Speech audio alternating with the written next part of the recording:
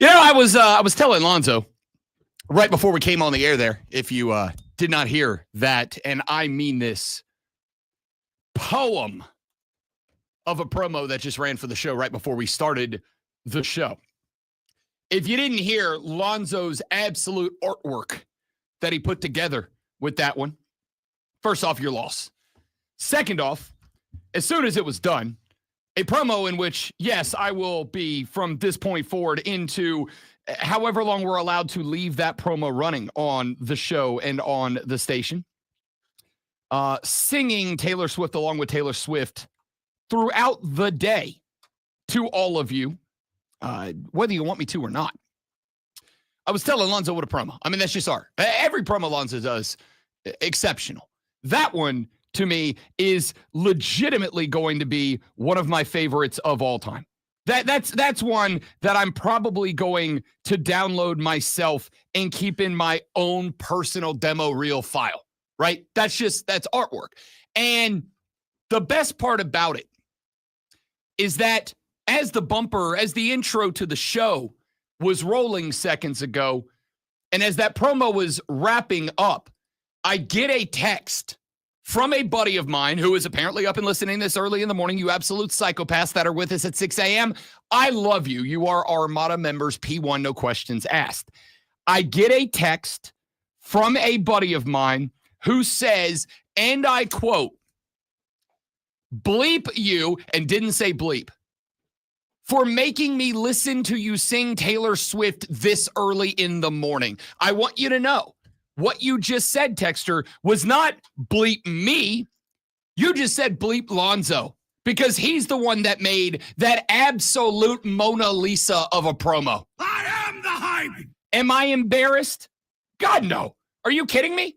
By the way, you hit killer harmony there. I nailed it. It wasn't like you were, I mean, if you were singing bad, I could see why, but no, I had to do some, I had to strip the audio from the other and put the other audio in there so I can mix it a little bit underneath. I didn't touch your voice though. Didn't need to. Yeah. Didn't need to. It was, I'm not going to say it was perfection, but it was about as close as you can get. So no, I'm not embarrassed. I'm not ashamed. Quite the opposite. I will admit openly and in public, if I despise karaoke from this point forward, anybody wants to go to karaoke, I'm in. I'm doing Tay-Tay the whole time without a question. All right. But by the way, I heard, I've heard the other show, Diesel and Cole sing. So you're good. I mean, out of all of us, you are probably the best. So I'll take it. Ladies and gentlemen, welcome in the Rob Brown Show on your radio. Are you ready? Are you ready? Are you prepared? Have you gathered your snacks? Have you gotten your bevies?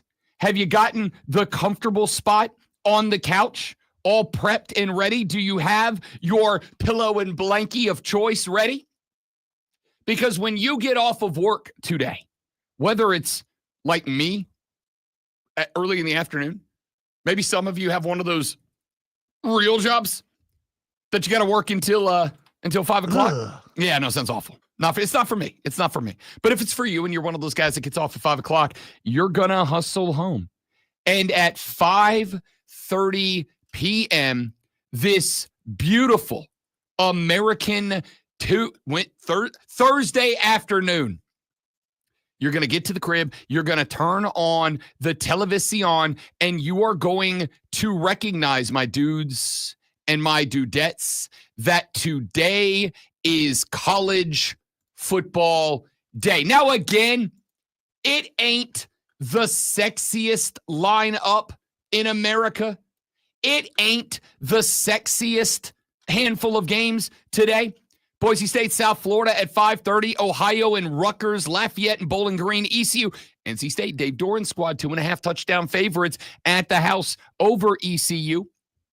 Is NC State a threat to Clemson? You guys will learn something today, Clemson fans. Ain't no doubt about it. Mizzou, South Carolina fans, you're going to learn something today that is perhaps even more important than what Clemson fans will learn about NC State. Because remember, Clemson and NC State do not match up in the regular season this year. If Clemson was to see NC State, the Wolfpack, it would be in the ACC title game, assuming NC State can make it there. And I guess in fairness, assuming Clemson can make it there. South Carolina, I have already said, I stand on it. If you do not start the year 5-0, your chance of a playoff spot is all but eliminated. I think it is a requirement for your football team to go 5-0 to start the year. Guess who's in that 5? Roadie out to Mizzou. That squad gets their start tonight at home against Central Arkansas. The Duke Blue Devils, a 9-win football team from last year. I've already said, I don't think Duke is an ACC title game threat to the Clemson Tigers this year. I don't think you're going to have to necessarily worry about the Blue Devils. But I do put them in that group of teams that makes the ACC more interesting, maybe more competitive than anybody is giving it credit for being this year. And, Clemson fans, you do have Duke in the regular season this year.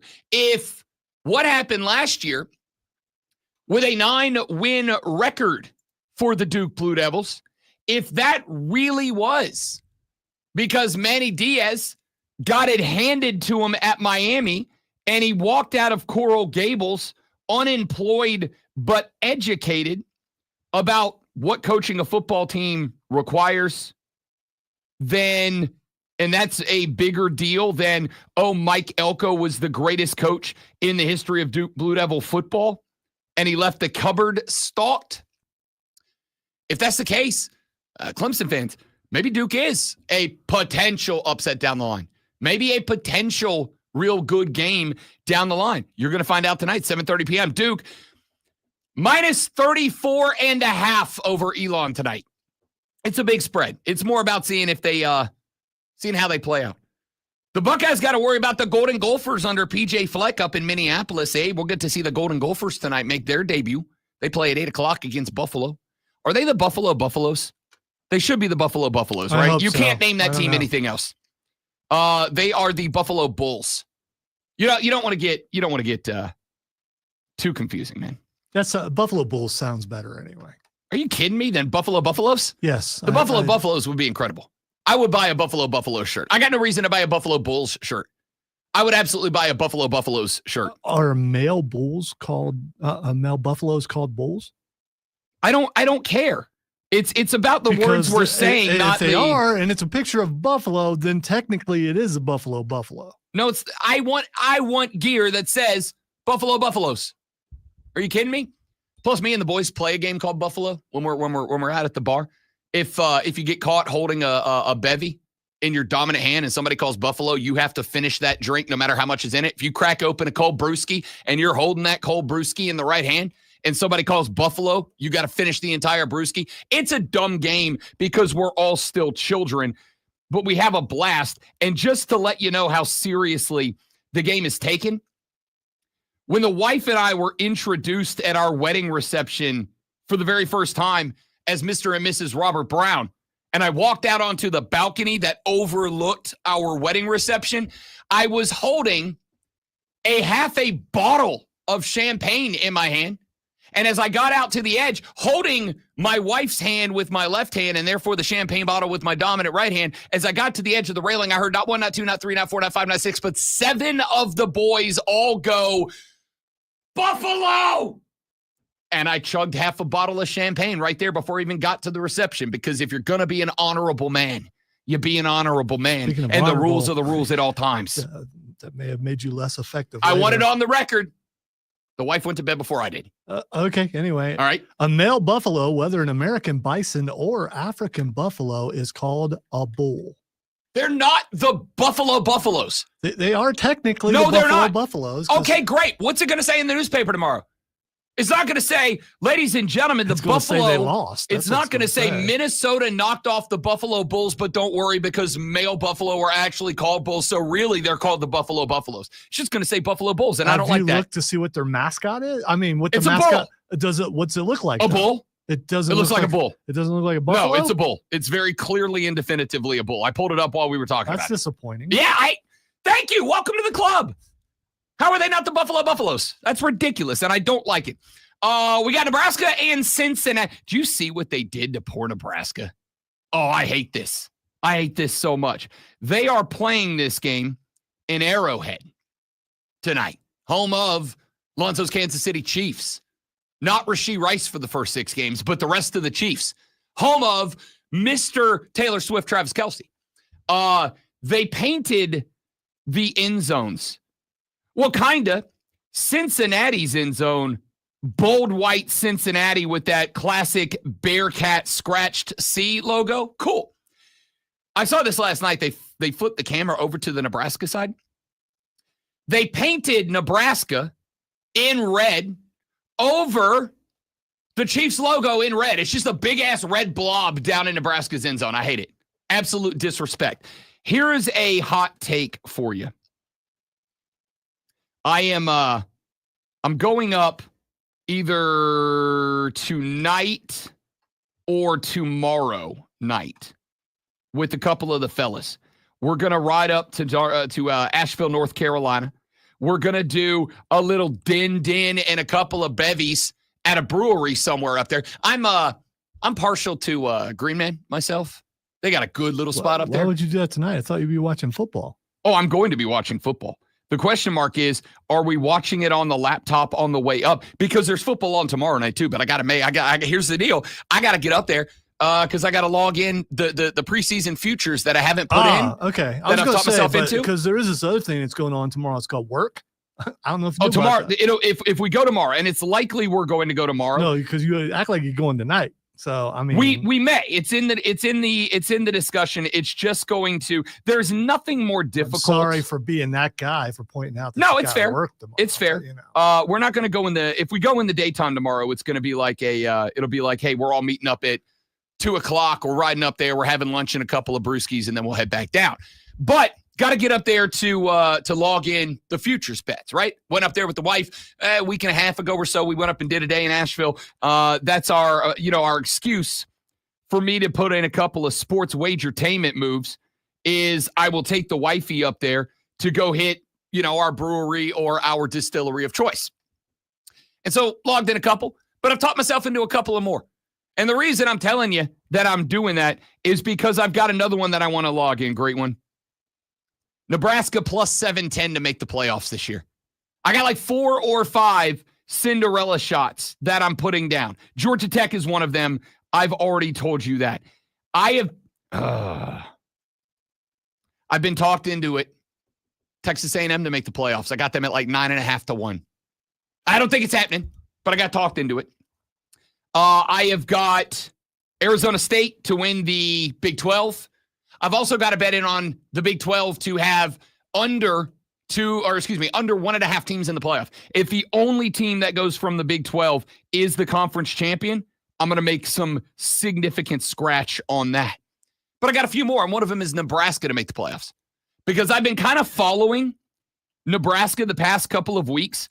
They've been, and again, you got to be careful of the propaganda extravaganza that is the preseason, no doubt.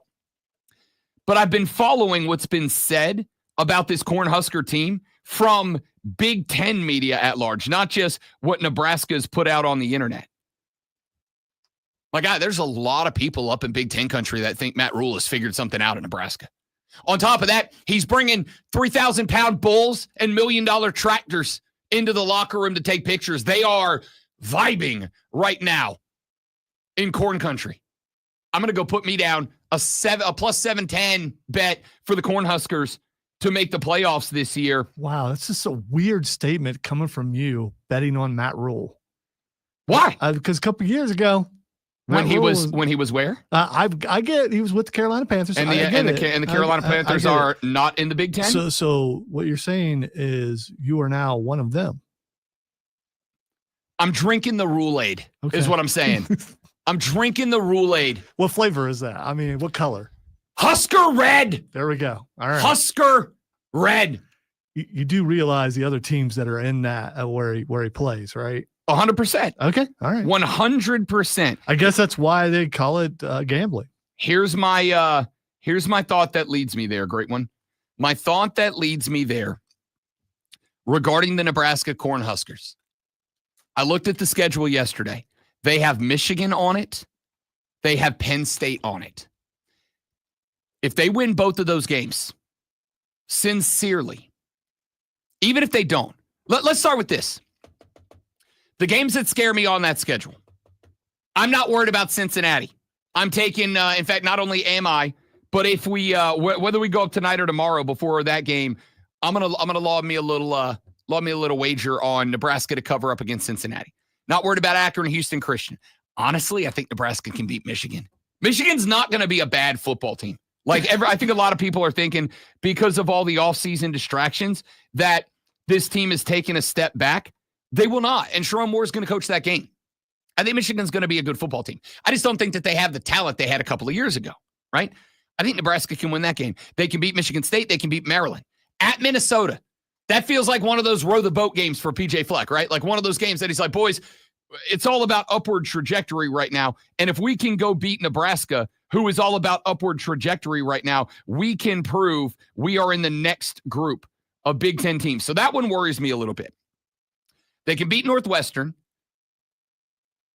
I'm doing the opposite with USC that I am with Penn State, right? I've already told you I'm going against the James Franklin narrative. I'm buying into the hype that the conversation has changed around Penn State and that they will have figured something out this college football season. So I'm taking a bet on Penn State to win the Big Ten. But I don't know about USC. I don't think I'm ready to say like, oh, Lincoln Riley's going to have figured it out and gotten some talent. I think Nebraska can beat USC. They can win at UCLA. So I think there's 2 losable games for Nebraska. I think it's at Penn State and it's at home against Michigan, and that might be it. Nebraska could be 10-2. And if they are 10-2, I think they can outpace Oregon. I really do. Because I think Oregon's probably 10-2. That being said, I think Oregon could also be 12-0. I don't know. But Nebraska to make the playoffs because the question mark is going to be. Say Ohio State lost 2 games last year. Yes, they did. Did not play in the Big Ten championship. That is correct. Made it into the playoff. They did. That's what I think that could be Nebraska this year. Last I checked, the Big Ten, pretty big conference with a lot of influence. Yeah. So I think that could be Nebraska. Could be. And if you're a Big Ten fan, what you are hoping more than you are hoping anything else is that Rob Brown is dead ass wrong about the ACC and that conference sucks. Because if that conference sucks, the Big Ten could get 4 in. They could get 4 in. They could get Ohio State in. They could get Penn State in. They could get Oregon in. And they could get either Nebraska or Michigan in. You could get 4 in, but I think you can only get 4 in if I'm wrong about the ACC and that conference is booty cheeks. If it is, the Big Ten can get 4. The SEC could get 4. Those 2 conferences could have 8 of the 12 playoff spots between them. All right, we'll talk more football.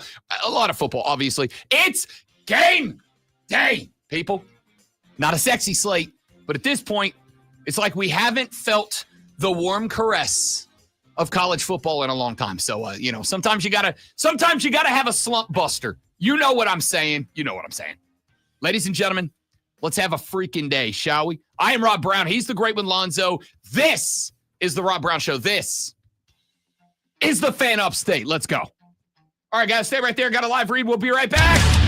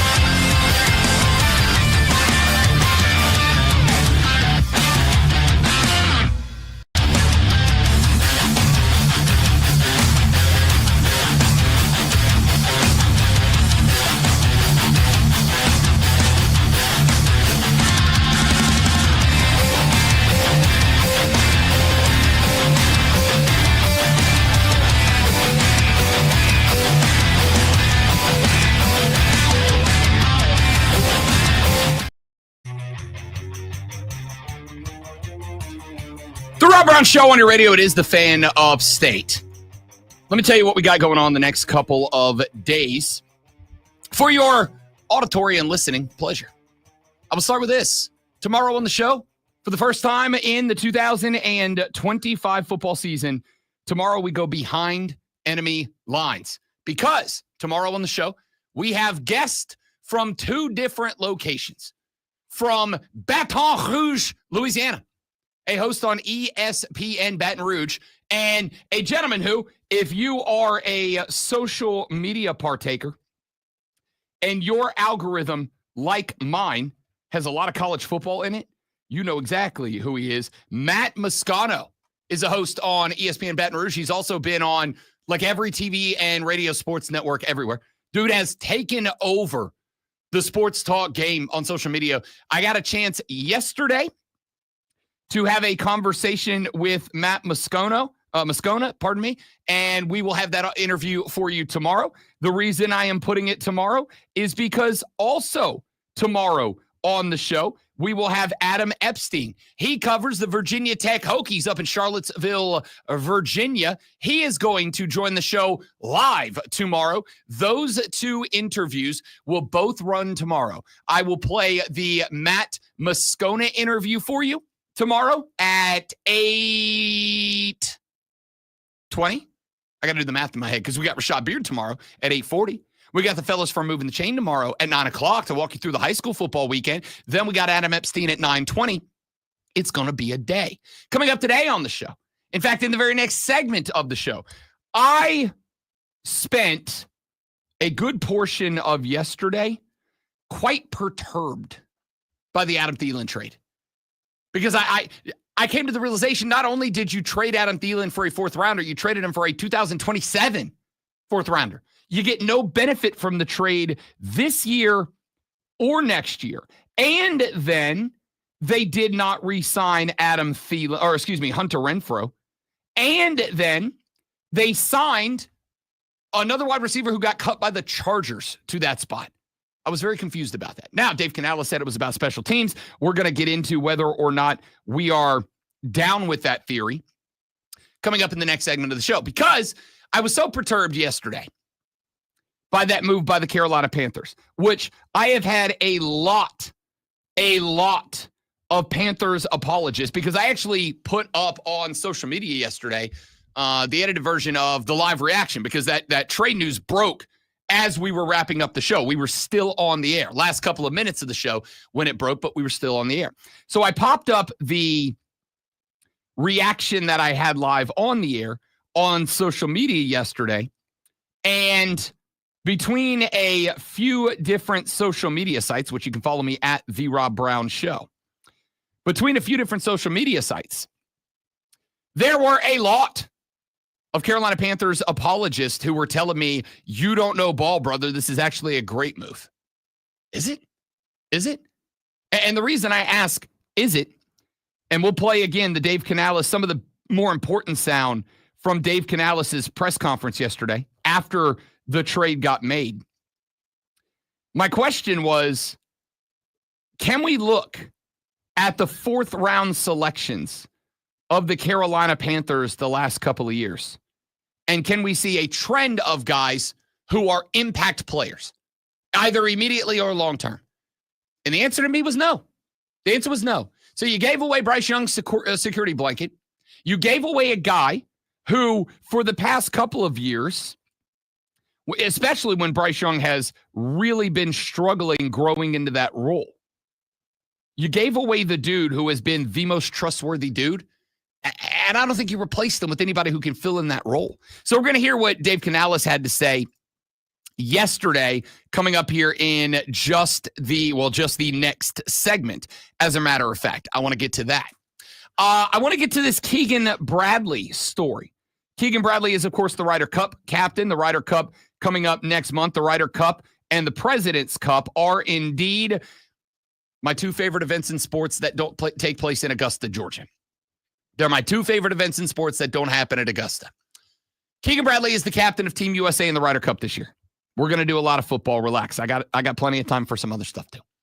Keegan Bradley is the captain. Keegan Bradley was checked in 11th in the Ryder Cup standings, and Keegan Bradley had the right, should he choose to do so, to select himself as a player captain. And he decided not to do that. He decided to hand his role to someone else. Now, the question I have about that I want to get into a little bit on the show today is, was that good leadership from Keegan Bradley, or was it a big mistake from Keegan Bradley? And the answer to me is, I think it was a mistake. I really do. I think it was a mistake. I think Keegan Bradley should have put himself on the team. And there's a few reasons why. Number one, I do not think there are as many guys that are striking the ball as well as Keegan Bradley is right now. And at Bethpage Black, that is the number one thing that determines if you are successful or not. It is all about ball striking and ball flight. Can you consistently control the golf ball and have it land where you need it to land? This is not a course, for instance, that sets up exceptionally well for Bryson DeChambeau, who is more about muscle that SOB down there. Let's shorten this golf course up and let's play in close. Not a lot of room for error at Bethpage Black. Keegan Bradley right now is, I think, hitting the ball as purely as anybody else. On the flip side, a lot of distraction if Keegan Bradley's on the team, right? Now he's got to have his head in two different places. When he's making his pairings and his selections day by day about who's playing, who's sitting, who's going out, who's not, who's head-to-head with whom and whatnot, he can dial in on that as the captain if he's riding around the course on a golf cart all day. He can't do that, at least not exclusively, if he's also trying to be a player. And considering golf is a wildly mental game, in fact, I would argue it is like 85% mental, 15% physical. Considering it is a wildly mental game, would it be a good idea to be trying to multitask, to fill in on two different places, to be in two different spots, to have your brain half working as team captain and half working as a player? I don't know the answer to that. Only Keegan Bradley could. So this is a spot where I will say I wanted Keegan Bradley to play. And I will acknowledge it is selfishly because I think Keegan Bradley could have become an American folklore sports history had he gone out there and won that thing as a player captain, without a doubt. On the flip side, as much as I wanted him to play, and as much as I would have liked to have seen Keegan Bradley out there on the course as a player captain, on the flip side of that, I get it. I understand it. And while I can sit here in my less comfortable than I'd like, but not terrible chair, and analyze Keegan Bradley's decision to add other guys to the roster instead of himself, at the end of the day, I am trying to remind myself that only Keegan Bradley understands Keegan Bradley's ability to handle a monster role as captain in a year, by the way, because Team USA has been getting its butt handed to it the last handful of Ryder Cups. Like, it's not good. I am trying to remind myself that Keegan Bradley knows Keegan Bradley better than anybody who's not Keegan Bradley. And if Keegan Bradley has decided that Keegan Bradley should not try to, whether he can or cannot, should not try to handle the pressure of being both captain and player, that he needs to dial in on being able to be the best captain that he can be, I got to give him credit for that. Okay. I don't love it. It's not ideal. I would have liked you to have played, but I get it. So I'm gonna hope he made the best decision, not just for Keegan Bradley. I'm going to assume he worked on making the best decision for Team USA. That's going to be the hope. All right. We got a lot we got to talk about on the show. Coming up here in the next segment, Dave Canales did do a press conference yesterday after the trade of Adam Thielen back to the Minnesota Vikings took place.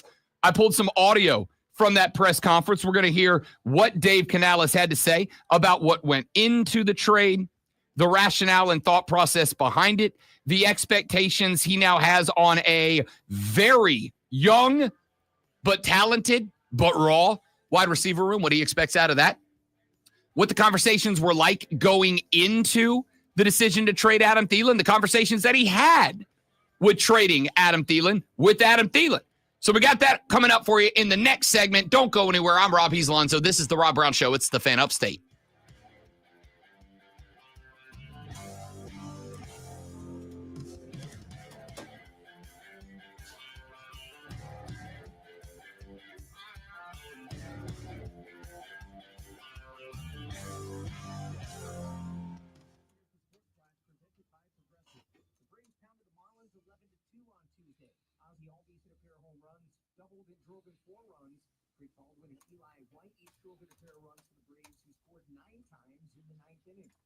All right, guys, I got to upload some sound. Y'all do me a favor, stay right there. We'll be right back.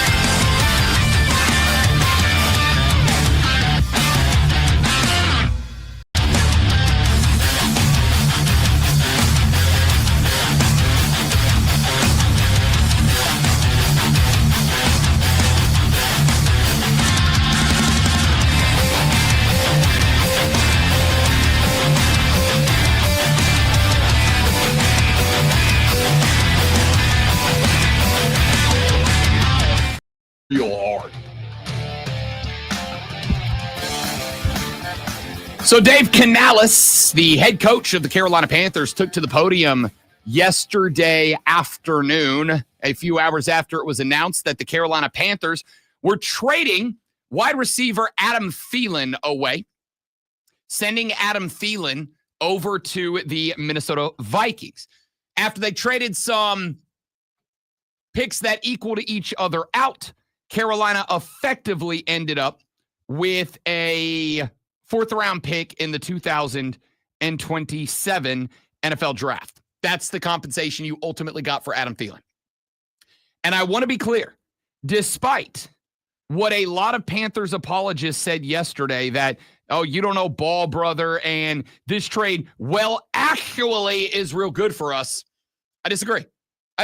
Because the value that I'm looking at here, I am looking at the value of Adam Thielen as the guy that Bryce Young has developed absolute chemistry with the last couple of years, in a year that it is absolutely pivotal for Bryce Young to continue momentum versus a 2027 4th-round pick. And so yesterday, because I was curious, I went and I looked at what were the last 10. And I think 10 was a fair number to check out. I went yesterday and I looked at what were the last 10 4th-round picks of the Carolina draft classes. Let's see how they shaped up and worked out. Here's who they were. In 2023, it was Chandler Zavala out of NC State. Still with the team. Going to provide some depth. He's a guy that Rashad Beard talked about explicitly and exclusively last Friday on the show. I said, look, I'm worried about the offensive line. He said, don't forget, you got Zavala. He's going to be kind of your depth guy. Great. In 2022, Brandon Smith, linebacker out of Penn State. Okay. In 2021, it was Chuba Hubbard. In fairness, Chuba Hubbard is the run game now. So that's a good 4th-round pick. In 2020, Troy Pride Jr. out of Notre Dame. 2019, Christian Miller, linebacker out of Alabama. Marquise Haynes Sr., outside linebacker out of Ole Miss in 2018, as well as Mr. Consistency, still with the team through last year. Ian Thomas, the tight end out of Indiana.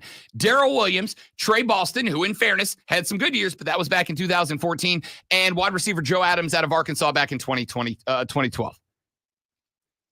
They're fine. So the value that I am debating and discussing here is Adam Thielen's value as Bryce Young's guy versus the value that Carolina has been getting out of their 4th-round picks and the value of Adam Thielen now in what is, I think, this year supposed to be a turn-the-corner year for the Panthers. Now you don't have your chemistry guy in the wide receiver room. It's a bunch of young dudes. Fine. But you don't have your chemistry guy in a turn-the-page year. So if this team does not, over the next 2 years, if this team does not turn the corner and turn into a team who can utilize their 2027 4th-round pick that they got for Adam Thielen, if they can't turn that into a player who is an immediate impact player at the biggest position of need, and they get to a point where that 4th-round pick in that draft is about, oh, we're still building, who's going to provide us building quality, cool. You blew the value with that spot. So Dave Canales did a press conference yesterday, and he responded to some of this. Let's start with the first question that he got asked. Did Adam Thielen ask to go back to Minnesota?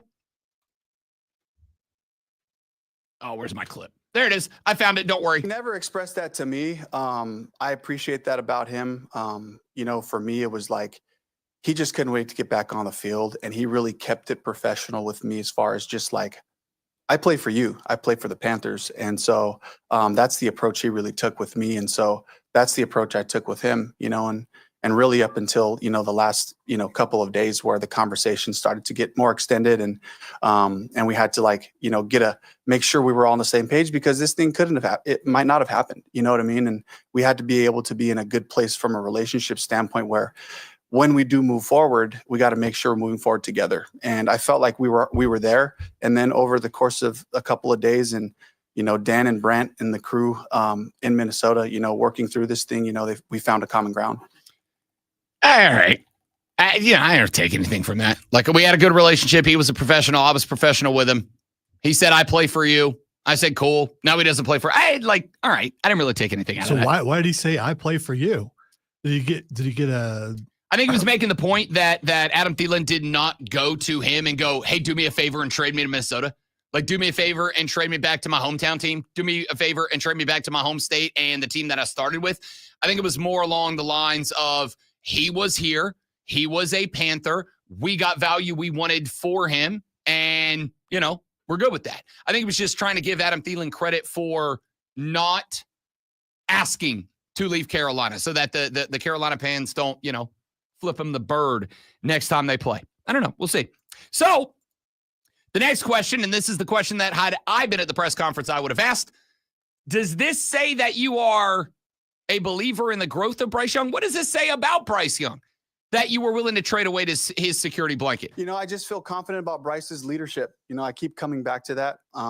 But it really is, this is Bryce bringing guys together and making different attributes of our players, our skill players, speaking specifically about the receivers, come alive, and the guys that have flashed. It's all on our film every day, and these are guys that Andy and that Bryce have learned to trust. And so it allows them to, get excited about where we're going. But at the same time, we know who Adam is. We know what he could have brought to this team, and so we know that he's going to be missed in that regard, but there's also an excitement for the guys that are here. One of the things that I have given Dave Canales a lot of credit for over the years is that when he is asked to talk about football, he talks X's and O's like a coach, right? He didn't give you the platitudes when he's talking ball, schemes, techniques, tactics, whatever. Like, he's willing to talk about football. One of the very few criticisms that I have about Dave Canales is that when he is asked questions about the football team, not football, the football team, chemistry, the locker room, players, whatever, I don't really feel like he answers those questions, right? Like the question was, where are you in your belief in Bryce Young's development? And did the trade of Adam Thielen, does that illustrate that you are comfortable with Bryce's development? And Dave Canales' answer was, well, this is about, this just shows you that Bryce Young's a leader. I'm like, right, but is that why you did it? Right? We want to believe Bryce Young's a leader. I believe that he is. I've seen the vids where the boys are getting hyped with BY. I believe he is, but we want to know. And so when you get asked about Bryce Young's growth and development and whether the trade of Thielen can be taken by Panthers fans as a sign of growth from BY, right? Because it's again, I keep calling him the security blanket. Those of you that are parents, I assume that if your kid had a security blanket or stuffed animal or whatever their security thing was, I got to imagine the first time that they said, no, Dad, I don't need to bring Blanky with me. No, Mom, I don't need to bring my stuffed animal with me. You as a parent probably looked at that and said, my kid's growing up, right? My kid's coming online. My kid's becoming more of a person at this point. That's kind of the question mark. Did you trade him away because he doesn't need the security blanket anymore? And he's like, well, he's a great leader. You're not helping me out here, Dave. That's really the only criticism right now that I have of the guy. All right, the other big question about the trade was, we left the show with yours truly saying, if they are trading Adam Thielen, my assumption is that Hunter Renfrow is going to be back on this team by the end of the day. Hunter Renfrow was not back on this team. In fact, not only was he not, but they went and got Delavon Campbell, who got cut by the Chargers after the preseason. And oh, by the way, just because narratives are fun, another South Carolina Gamecock picking up the roster spot of a former Tiger. So, Dave Canales, where the hell's Hunter Renfrow? We've been in constant communication with Hunter since yesterday. He's talking to his family. He's talking to his agent, and we're all just kind of, we have a couple of things on the table for him, and we're just going to keep taking kind of one day at a time and see where he's at, and I just felt like, towards the end, like the last stretch of what I saw, I want to be able to count on Hunter to be as good as he was the whole time. And I just saw some peaks, and then I just saw some dips also in terms of his performance. And I just felt like, in fairness to the whole group, in fairness to the team, I wanted to make sure that he knew, I want to be a part of your future. I don't think right now is the time initially for this team. And so he just kind of said, I have to think about what I want to do. And so we're in communication right now. We're going to kind of take it day by day and see where we're at. So Dave Canales says, I saw some peaks, I saw some valleys, I saw some dips, and Hunter Renfrow at the end of the preseason was not the Hunter Renfrow we saw at the beginning of the preseason. And here's the only stance that I was able to come up with yesterday. Are you team in Dave we trust? Because I think you have to be, right? What we saw out of Hunter Renfrow in the preseason was likely primarily propaganda extravaganza from the Panthers. You all seen the clip of him putting the foot in the ground and making J.C. Horn spin around in a circle. We saw what he did in preseason games where he was just kind of like new Adam. But Dave Canales says, I saw the highs. I saw what he was capable of. I also saw some dips. I saw some spots where he maybe wasn't what we wanted him to be. And that's why we went with guys like Bryson Tremaine to make the roster over Hunter Renfrow. That is why we went out and we grabbed a former Gamecock wide receiver who just got cut by the Chargers, who need wide receivers. That's why we went and we got that guy instead of bringing back Hunter Renfrow. But we've got some stuff on the table. We're having conversations. It's day-to-day, whatever. So is this a practice squad spot offered to him and he's trying to decide if he wants to take it or not? Maybe. There was also somebody did ask Dave Canales the question if it is possible that Hunter Renfrow could potentially be added to the coaching staff. Could this be a move where he becomes more of an admin guy than a player if he didn't meet your expectations as a player? Could be given a visor and a whistle? And Canales was like, hey, look, we're having conversations with the guy. He's talking to his family about this. He's talking to his agent about this. He's having a conversation with them. We'll see what happens with us in the future. But the fact that they went and they got a Chargers cast off to fill that wide receiver spot. Now, I will give Dave Canales credit for one thing that advances the conversation. Dave Canales, during the entirety of the preseason, said repeatedly before and after every game in practice that one of the things that was going to determine whether guys made the roster, guys that were on the fringe, whether they made the roster or not, was going to be, do they contribute to special teams? Can we put him out there as a kick returner? Can we put him out there as a gunner? Can we put him out there as a blocker? Can we put him out there as this, that, and the other, as a punt defender, as a punt return team guy? And I do get the impression that Hunter Renfrow is probably not as much suited to fill in that role as he was a few years ago. He's not a guy, like he's not a kick returner anymore. He may have been, in his prime, he absolutely was. I don't know that he still is. I can't have him on the field as a gunner. He's not big enough. And whether or not he's fast enough is in the air. But he's not big enough to put him out there as a gunner and trust him as an offensive player to go out there and make open field tackles, right? So there's little to no special teams value for Hunter Renfrow. And I think that's why they went and got a Chargers cast-off.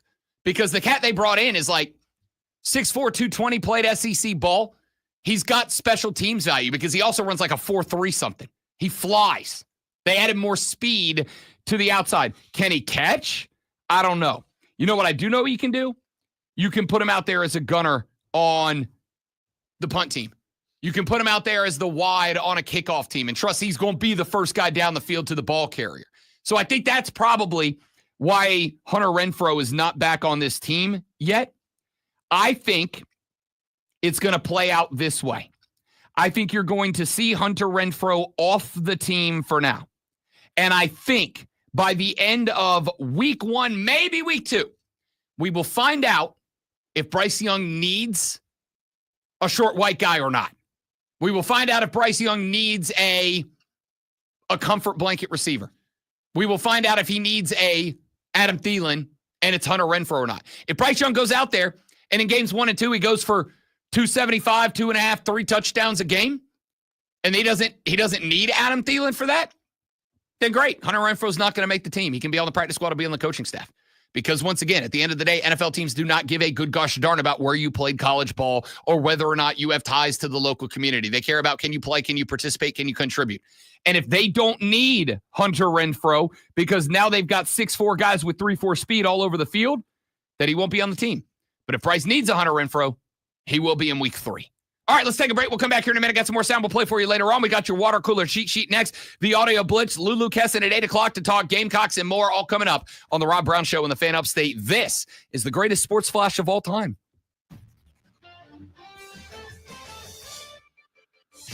The Atlanta Braves snagged another win over Miami yesterday, this time a 12-1 victory. Joey Wentz got the win, going 6.2 innings with only 4 hits and 1 run allowed with 5 strikeouts. Atlanta had 11 hits, including a leadoff home run from Jurickson Profar and shots from Matt Olson, Ozzie Albies, and Michael Harris II. Another game, another win, another Asia Wilson 30-point game. The former Gamecock dropped 34 in an 81-75 win over Atlanta, the Aces' 12th victory in a row, which moves the team to second place in the WNBA. Wilson also had 9 boards and 4 blocks.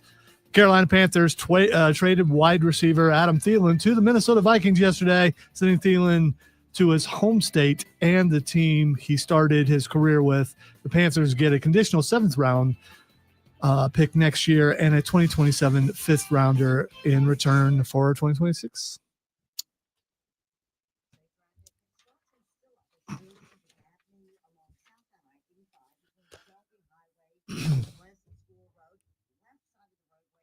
Well, this ain't good.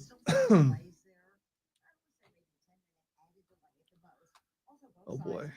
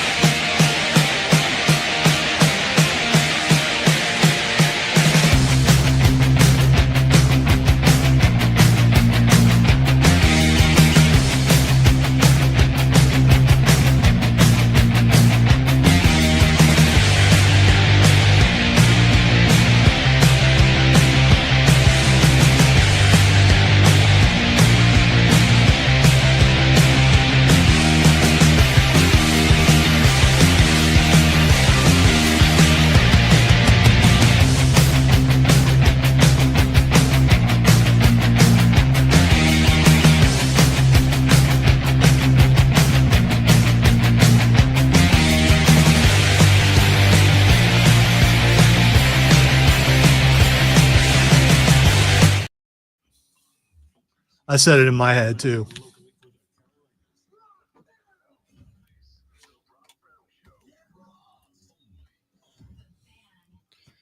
I get lucky. I get lucky every now and then. Every now and then I end up with a joke that works out. And by the way, courtesy of the joke that worked out, Albert Breer going to join us on the show next week. You want to know why Albert Breer is going to join us on the show next week? Okay. Way to go, you. Albert Breer, NFL senior reporter at the Monday Morning Quarterback. He is also on Amazon and NFL Prime and NBCS Sports Boston and 985 The Sports Hub in Boston and writes for the Boston Globe and the Dallas Morning News. He is also an NFL Network alum. Albert Breer is going to join the show next week. And let me tell you why. Because yesterday we were having a very fun conversation, making jokes out of pure respect and nothing else about Tommy Cutlets, Tommy DeVito. We were making jokes about Tommy DeVito because Tommy DeVito got cut by the New York Giants. And he got cut because they got Russell Wilson and they got Jameis Winston and they drafted former Ole Miss running rebel Jackson Dart, who, let's keep it a buck, looked real good in the preseason. Jackson Dart did. Like, we might have another oops Bo Nix situation on our hand. Maybe this guy can go a little bit. So they keep Jackson Dart on the roster. Tommy Cutlets, Tommy DeVito caught the axe. And I said as we were ending the show yesterday that I expect Tommy DeVito is going to land somewhere. He played well enough he can be a backup quarterback in the National Football League. And Zoe said, where? Where does he end up? Who has room after cuts to get to the 53? Who has room for Tommy DeVito on the roster? And I, partially as a joke, but also partially not, I said, I know the perfect landing place. New England Patriots. He doesn't have to move that far. It's just right down the road in Boston, Foxborough, Massachusetts. I said, more importantly, if you missed it, there was a clip from a couple of days ago from one Mike Vrabel, the head coach of the New England Patriots, a former Patriot himself.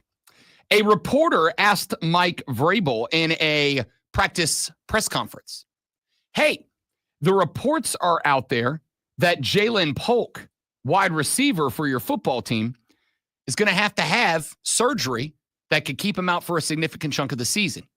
Do you have any comment on that? And Vrabel said, quote, no, but I would like to find out who the rats are in this football program. Mike Vrabel said, I want to find out who the rats are, to which I responded at the end of the day yesterday, well, if you need to find out who the rats are, if you want to find a rat, there's only one guy you can call in. Tommy DeVito, huh? You bring in Tommy DeVito, you find out who the damn rat is. And what should happen hours after I said that? Ladies and gentlemen, the New England Patriots have signed Tommy DeVito to their roster. He wanted to find out who the rat is. Well, Tommy DeVito is going to find out who the damn rat is. And he's going to make sure they shut their trap for good. You understand? Albert Greer put up his report yesterday that the Patriots have been awarded quarterback Tommy DeVito on waivers and signed him. I, as a joke on Twitter, just being a smartass. And by the way, if you follow me on social media, you will see that about a week ago, I have taken my social media, and it's just for the show. Like I've effectively taken my life off of personal media outside of show-related and sports-related content. So it's just a dumb little joke. I responded to Albert Breer and said, Mike Vrabel said he wanted to find the rats in the program. Then he signs Tommy DeVito. I think you see what's happening here. With a gif of Tony Soprano saying, this is a business. Albert Breer responded and said, quote, this may be the greatest reply tweet I've ever gotten. That tweet, since I put it up, has been retweeted 281 times and has over 7,500 likes on it. Stumbled into a good joke. So then I was like, hey, screw it. Albert, you want to come on the show? And he said yes. So that's, I'm looking forward to that. We'll get Albert Breer on the show next week, talk a little National Football League football, get his thoughts on the Carolina Panthers and more. When I get that booked, I'll let you know. Ladies, gentlemen, boys, girls, children of all ages, it is 7:05 a.m. You have less than 55 minutes until you have got to be to work. You have less than 55 minutes until you have got to sit down and pretend like you care even a little bit about your job. You don't, because at 5:30 p.m. Boise State and USF kick off, and then we've got college football into the evening. It's all I'm looking forward to. It's all you're looking forward to, I know. So, what are you going to do? You're just killing time. You're just trying to make it, man. I understand. So we're going to help you out with that, America. We're going to tell you what you need to know before you get to the office and spend all 8 hours of your workday talking sports and killing time until 5:30 p.m. And that's why we do this. Are you ready for the playbook of the peculiar, the almanac of the absurd, and the encyclopedia of the extraordinary? Well, you better be, because we're diving headfirst into the 3 top stories that will have your coworkers saying, "Great, you guys, I'm going home." before they take their first bathroom break. No. Here we go. Welcome to the water cooler cheat sheet on the Fan Upstate. It is the water cooler cheat sheet, the top 3 sports stories you need to know before you get to the office this morning and start talking sports with your coworkers or your boss or whoever it is you talk sports with. When you do, these are some of the things that you will be talking about today. Let's dive right in with item number 1. Mentioned this earlier in the show. We will probably maybe have some more discussion on it later on in the show. I know we certainly will next month when the Ryder Cup rolls around.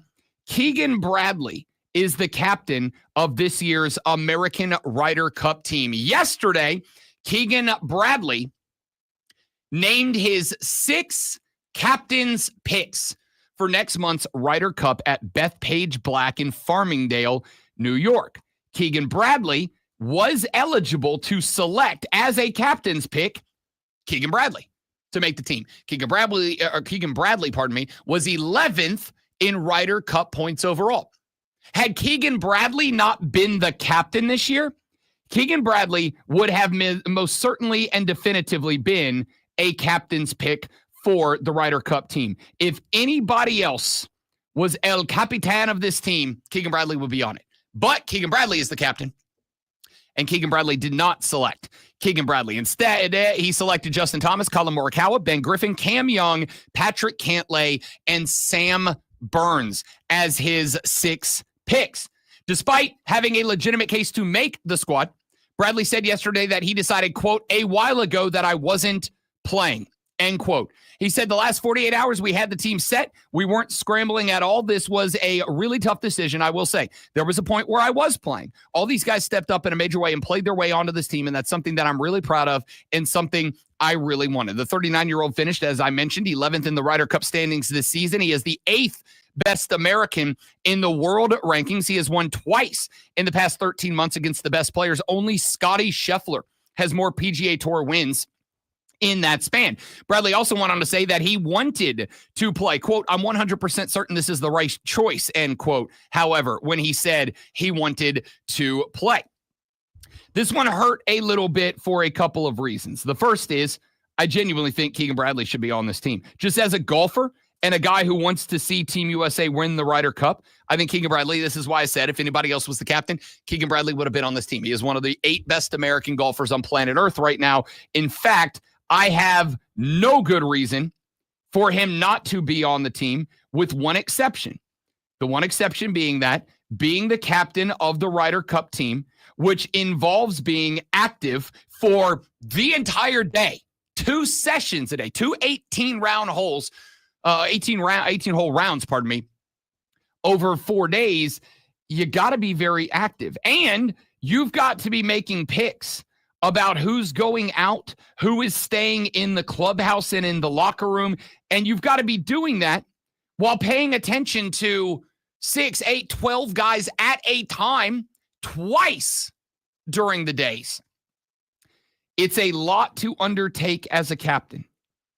And I would understand if Keegan Bradley said, we got to win this thing, and I want to be dialed in. Here's what I also know. I also know Keegan Bradley has been very outspoken in his past, leading up to being named the Ryder Cup captain last year. Keegan Bradley has been very outspoken about not wanting to play a Ryder Cup, but to play and win a Ryder Cup. He, in fact, at one point after one of the majors earlier this year, when asked about the Ryder Cup, said, "It is impossible for me not to think about that, playing and winning a Ryder Cup." On one hand, I'm very disappointed because I think he could have become an American sports legend had he played captain and won the damn thing. But I also understand that if Keegan Bradley, who knows Keegan Bradley better than I do, if Keegan Bradley is looking at it and going, I will be able to be the best captain I can be if I am not splitting half my brain between captaining and half my game between one of the most difficult golf courses on the planet. Grace and whatever. That being said, if we lose this thing by a half a point, if we lose this thing by just a little bit, and we lose it because one of the captain's picks, one of the guys ranked below Keegan Bradley, does not have a weekend, I'm going to be kind of sad. For Keegan Bradley, more than me, but for Keegan Bradley. All right, we'll talk more about that later on. Let's get to item numero dos. I make this number 2 because we're not going to hang on it very long, primarily because we hung on it very long in the last hour of the show, but I do think it was one of, for the local audience, the 3 biggest news stories that have happened since yesterday's water cooler cheat sheet. The Carolina Panthers yesterday trading wide receiver Adam Thielen to the Minnesota Vikings. Thielen gets sent along with a 5th round pick for a 7th round pick and a 4th round pick in 2027. The Panthers receive a 2026 5th and a 2027 4th. The Vikings get Thielen, a conditional 2026 7th and a 2027 5th round pick. So effectively, you ended up with one mid-round pick for Adam Thielen. The Vikings will pay the remainder of Thielen's salary for 2025 after they renegotiate for the correct compensation. One of the biggest parts about this that we did not really get into yesterday, mainly because we did not have the financials of the deal yet, was the Vikings picking up the remainder of Thielen's salary means that money comes off the books against the Panthers' payroll. They've got room. However, that room will not kick in until next season. However, what happens next season? Micah Parsons could be available. Trey Hendrickson could be available. There's a lot of big-name free agents next year, and this is a significant chunk of money coming off of the payroll for the Panthers that goes back towards the overall cap number. This frees up Carolina to make a big free agent splash this upcoming offseason. That is a little bit of the value because I said earlier in the show, the value weight for me is Adam Thielen's value as Bryce Young's security blanket, the guy that BY has built a remarkable rapport up with over the past couple of seasons, versus a 4th round pick 2 years from now. What has better value? And I ran you down the last 10 4th round selections of the Carolina Panthers. There are some guys on there like Chandler Savala, like Trey Boston, who did indeed supply some level of capability, ability. They were an asset for the team. But the overwhelming majority of 4th round picks made by the Panthers weren't anything in the grand scheme of things. So my thought was Thielen, in a year that it is absolutely pivotal that Bryce Young continue to grow, because I already think this team is good enough to win the NFC South. Then that says more about the NFC South than the Panthers. But I think it's good enough to win the NFC South. If they get everything right this year and next offseason, I think the Panthers can be a contender next year. I really think next year they are an NFC Conference Championship contender. The problem is, in order to be that, they will need to see the same level of growth, maturity, development, and performance out of Bryce Young all season long that they saw out of the final 6 games last season. Well, you just took away the primary comfort provider for one Bryce Young. Is the value worth it? If the answer is yes, and I will say this to open it up for hope and optimism. If the answer is yes, and they got this right, Xavier Legette's catching the ball well, Bryson Trey, the young man, the rook that made the 7th wide receiver spot, if he is right, if the cat Delevon Campbell that they signed yesterday, the former Gamecock who got cut by the Chargers, if he indeed adds value, if they got it right and BY's numbers remain at the beginning of this year what they were at the end of year last year, then I will completely come off of the stance that I'm on right now. But if BY regresses, I will 1,000% blame it on this trade. We'll find out what happens in football season. In Dave we trust, I think, is basically where Panthers fans need to be. All right, let's get very quickly to item number 3, and we will talk further about this in the next segment of the show. Had the New York Knicks offered their head coaching job to South Carolina women's coach Dawn Staley, she would have taken it. She said that yesterday on a podcast that she did along with former player and now WNBA star Aaliyah Boston and former WNBA great Candace Parker. She said, quote, I would have had to. It's the New York Knicks. I'm from Philly, but it's the freaking New York Knicks. Instead, the Knicks hired Mike Brown to take that gig. But Dawn Staley said, had the Knicks come a calling and said, we'd like to make you the head coach of the New York Knicks, the second most notorious basketball team on the face of the planet, Dawn Staley said yesterday, she would have left the University of South Carolina to make her way to the National Basketball Association. And here's the thing. I'm super glad to have Dawn Staley in the market. I'm super glad to have Dawn Staley in the squad. Why? Because Dawn Staley makes, just by existing, makes this a women's college basketball market. She makes it a women's basketball market. I'm an advocate. I'm selfish. She gives me a reason to talk women's basketball here on the show. Here's the other thing. I absolutely 0% would have blamed her if she got offered the job and took it. If she said, I've had a great time. Thank you for everything, South Carolina, but I'm up to New York. I'm up to the Big Apple. I'm up to the city that never sleeps. Or is that Vegas? I don't know. Point is, I wouldn't have blamed her if she had taken that job. Now, Dawn Staley went a little further in detail during that podcast yesterday. She said she thinks she talked herself out of the job. She said, I did interview, and I think it was in a good spot, but I talked myself out of the job. I'm really interested in that. And I'll play that for you when we come back here in just a minute. The Rob Brown Show's on your radio. It's the Fan Upstate. All right, guys, one more live and we're back. Stay right there for me, please, and thank you.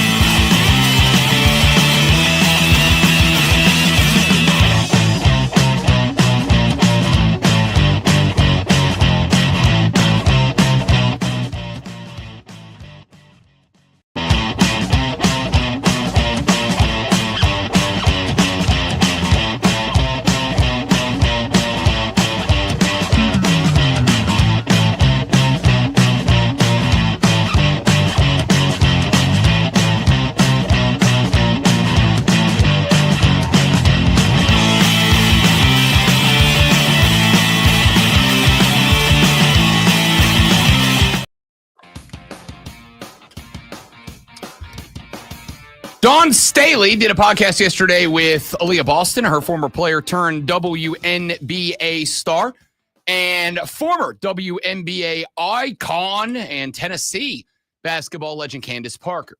I'll play a clip for you. I'll go ahead and let you know it's a little bit longer than we normally play, but I also think it's very important because Dawn Staley said two different things in this conversation. Number one, she did confirm, now we knew this already, that she did indeed interview for the head coaching position of the NBA's New York Knicks. But she also said, and this is the first time I've heard this, that had the Knicks offered her the job, she would have taken it. She would have left South Carolina to go to the league, and she explains why. Then in the second half of this clip, she actually points out not just why she would have taken the job, but she actually says, I think I might have cost myself the job. I think I might have cost myself an invitation to become the new head coach of the New York Knicks. It's an interesting take from Dawn Staley. Here's what she had to say. I interviewed for the Knicks. I did. It was the same interview that everybody else that was in their candidate pool. Same thing. Went in. I mean, it was like hours, but in the interview, I thought I did pretty well. I was well prepared for the interview, right? If the Knicks would have offered me the job, I would have had to do it, okay? Not just for me, it's for women, for just to break open that I would have to, and it's the New York Knicks. And I'm from Philly, but it's the freaking New York Knicks. And I did say that in the interview. Like, I actually said it. Y'all don't have to censor it out. You can say it. We We got creative control of it. We can bleep you out. But I did. I was like, it's freaking New York Knicks. Like, yes. Would I take any NBA job? No. But I will say this. The NBA has to be ready for a female head coach.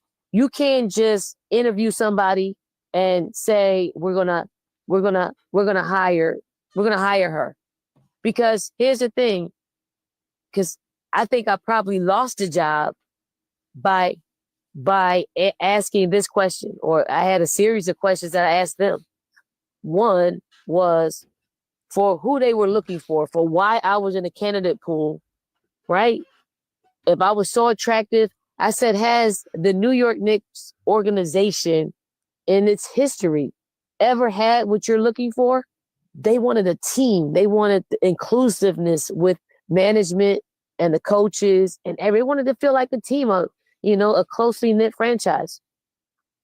And the answer was really no. But if you don't hire anybody different, how are you going to get that? I interviewed for the Knicks.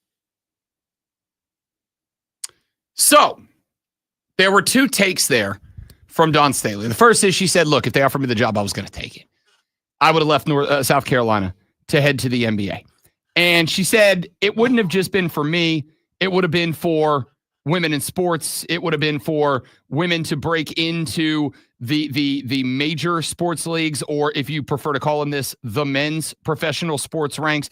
I would have done it for women in sports. And we know that that is massively important to Dawn Staley to be a representative and take the success that she has had coaching 3 national championship teams, getting real close a handful of other times. We know that it has been important to her to advance women in sports and utilize the platform that she has built, that South Carolina has allowed her to build in order to do that.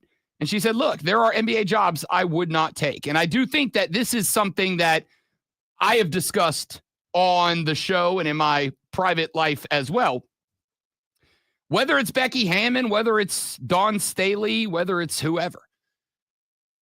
I do believe that at some point, and frankly, I do believe it will happen in my lifetime, I do believe that there will be a female coach in a major men's league, in, if not a head coaching position, in a coordinator's role at some point in my lifetime. I would not be shocked if the NBA is the first sports league that decides to let that glass ceiling be shattered. I do think that there is an argument that it might be Major League Baseball.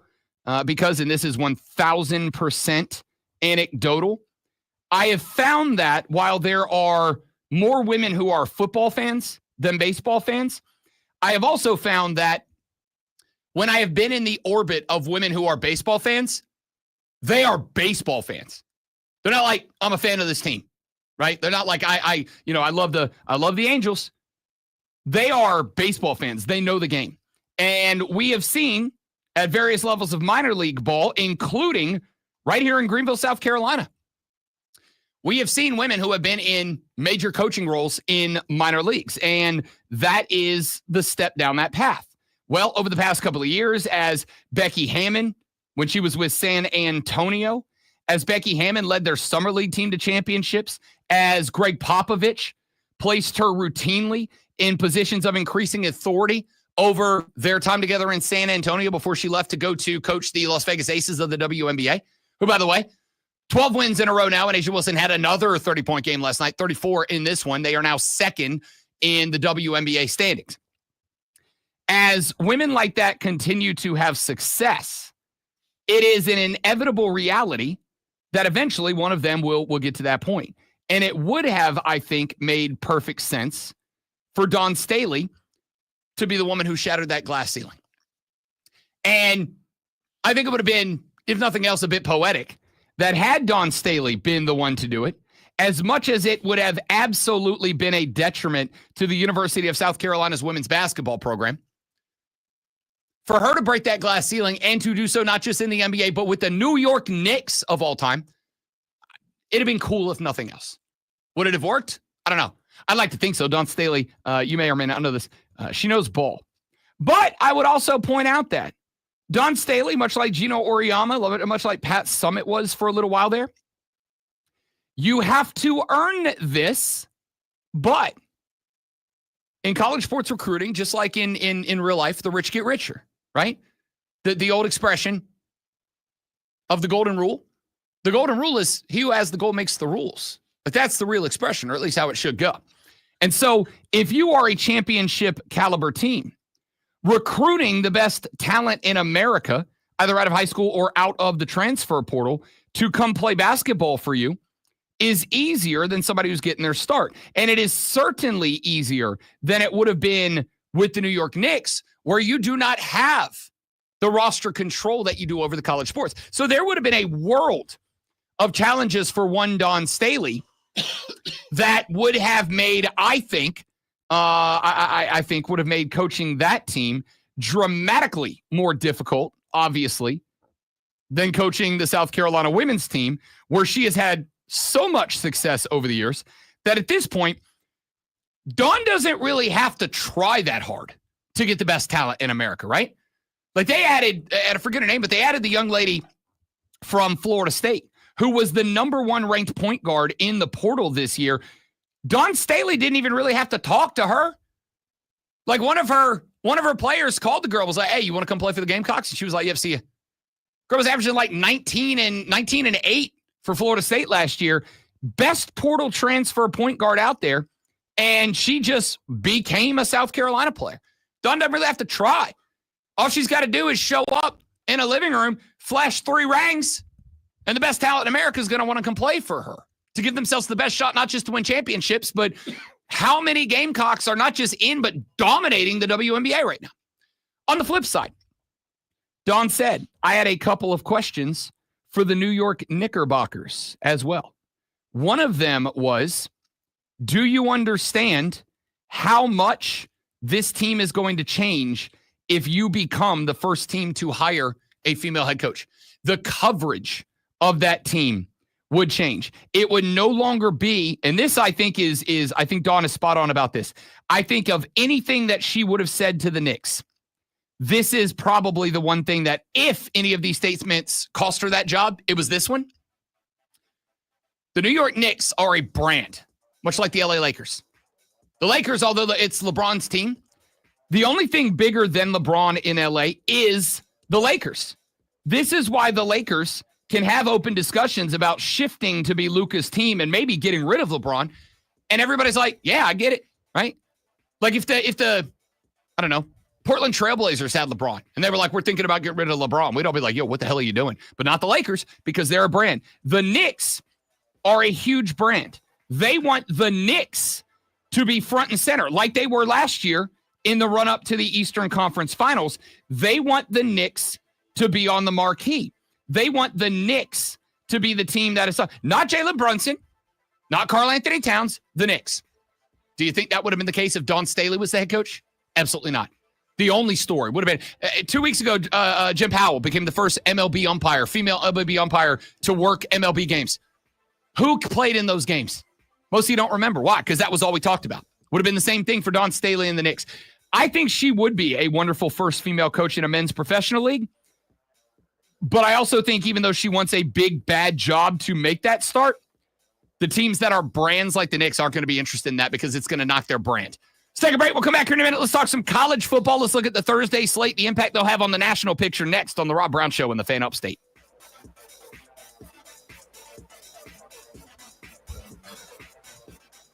All right, guys, stay right there. We will be right back.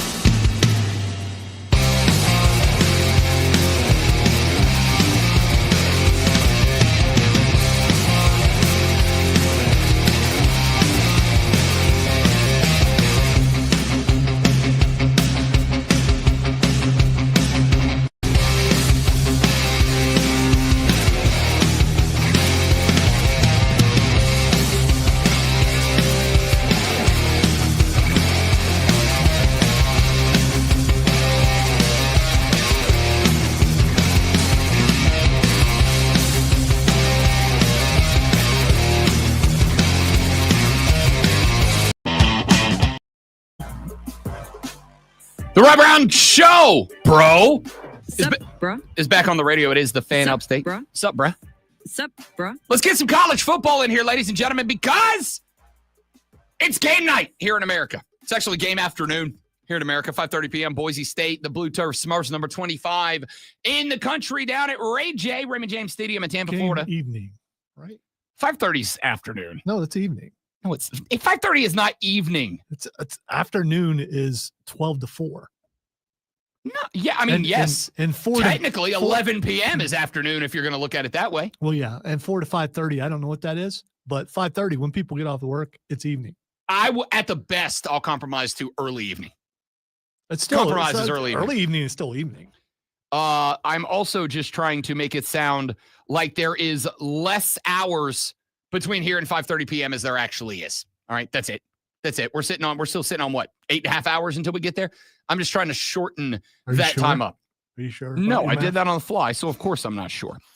Boise State, number 25 in the country, aiming to go back to the college football playoffs this year as the Group of 5 representative. They are the best team in the G5 to make that happen. They were there last year? Ashton Jeanty was there last year. Oh, okay. And then there were some other guys that were there as well.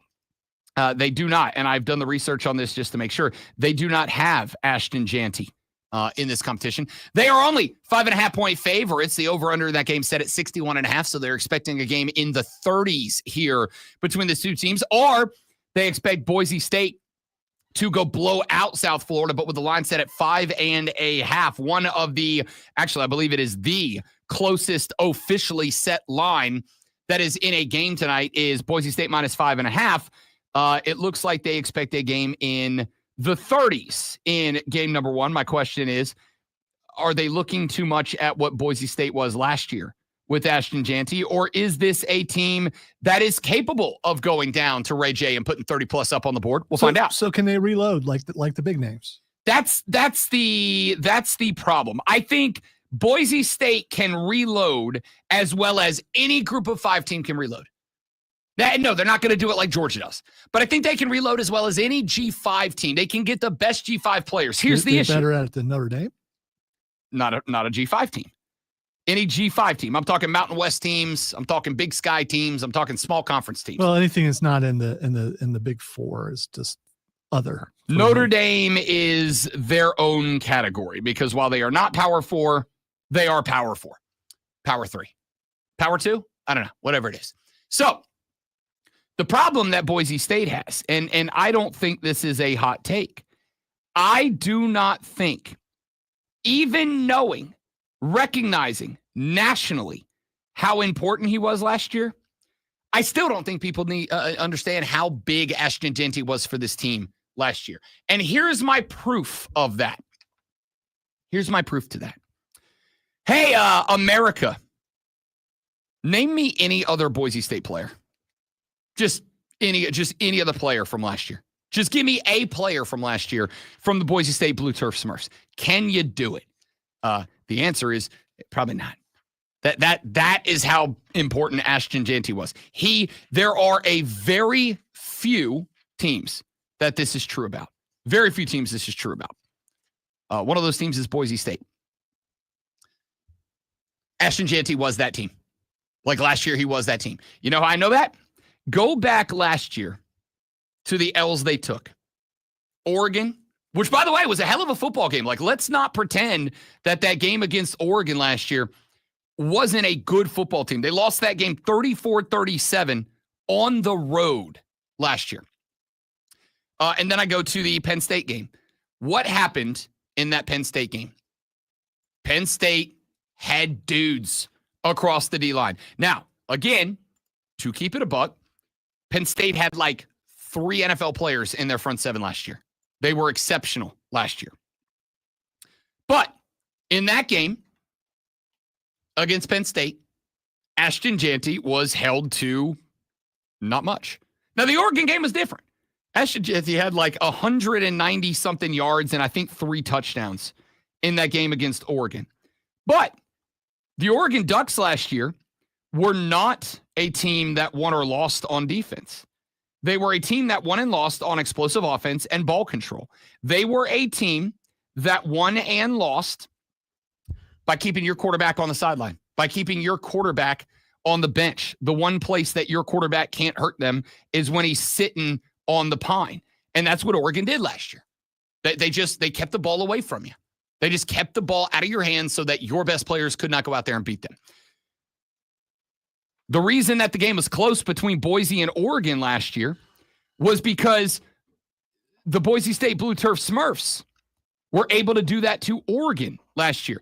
Ashton Jeanty had 25 carries. If I told you that the Boise State Broncos last year, great one, had 33 rushes in that game, how many passes do you think they would have thrown? Regular college football game. 20? Yeah, I think that's fair. They threw it 40 times.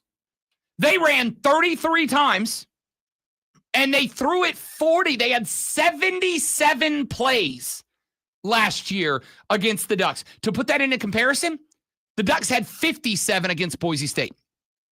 The only reason that Boise State was able to play ball control last year better than Dan Lanning's Ducks, and that was their game. The Ducks were going to have 60 plus, 65 plus plays per game last year.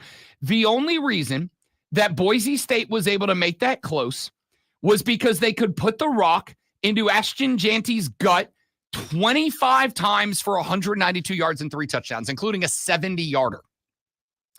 But I go back to that Penn State game from last year. Go back to that Penn State game that they lost in the college football playoffs. Different story. Different story. In that game, Ashton Jeanty running into the teeth of dudes like Abdul Carter. Ashton Jeanty last year had 30 carries and 104 yards, no touchdowns. Now, in fairness, most running backs against Penn State aren't getting the century mark last year. Not with the defense that they trotted out. Jeanty getting 104 yards in that game was impressive. I, however, do have to point out that Penn State was up 17-7 at the half. They were up 24-14 in the third, and they scored an early touchdown. If I recall, it was an early touchdown in the fourth quarter that broke that game open at that point. And a lot of the, I'll say a lot, a significant enough to be discussed chunk of Ashton Jeanty's yardage in that game against Oregon last year were fourth quarter yards, where the game was effectively out of reach. And basically, Boise State was going, all right, dude, if you pop one for 50 and a touch, we're back into this. If you don't, it wouldn't matter anyway. So we're just going to keep feeding you the rock. And that's what they did.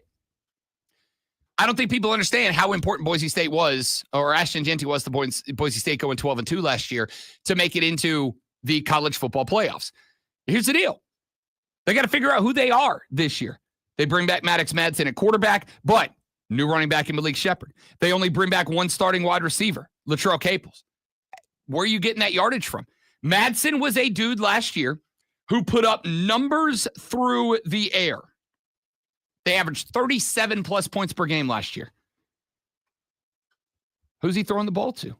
You got one guy coming back, and everybody's going to know who that one guy is. Now, that's not to say that they won't have figured it out. But again, I've asked the question already.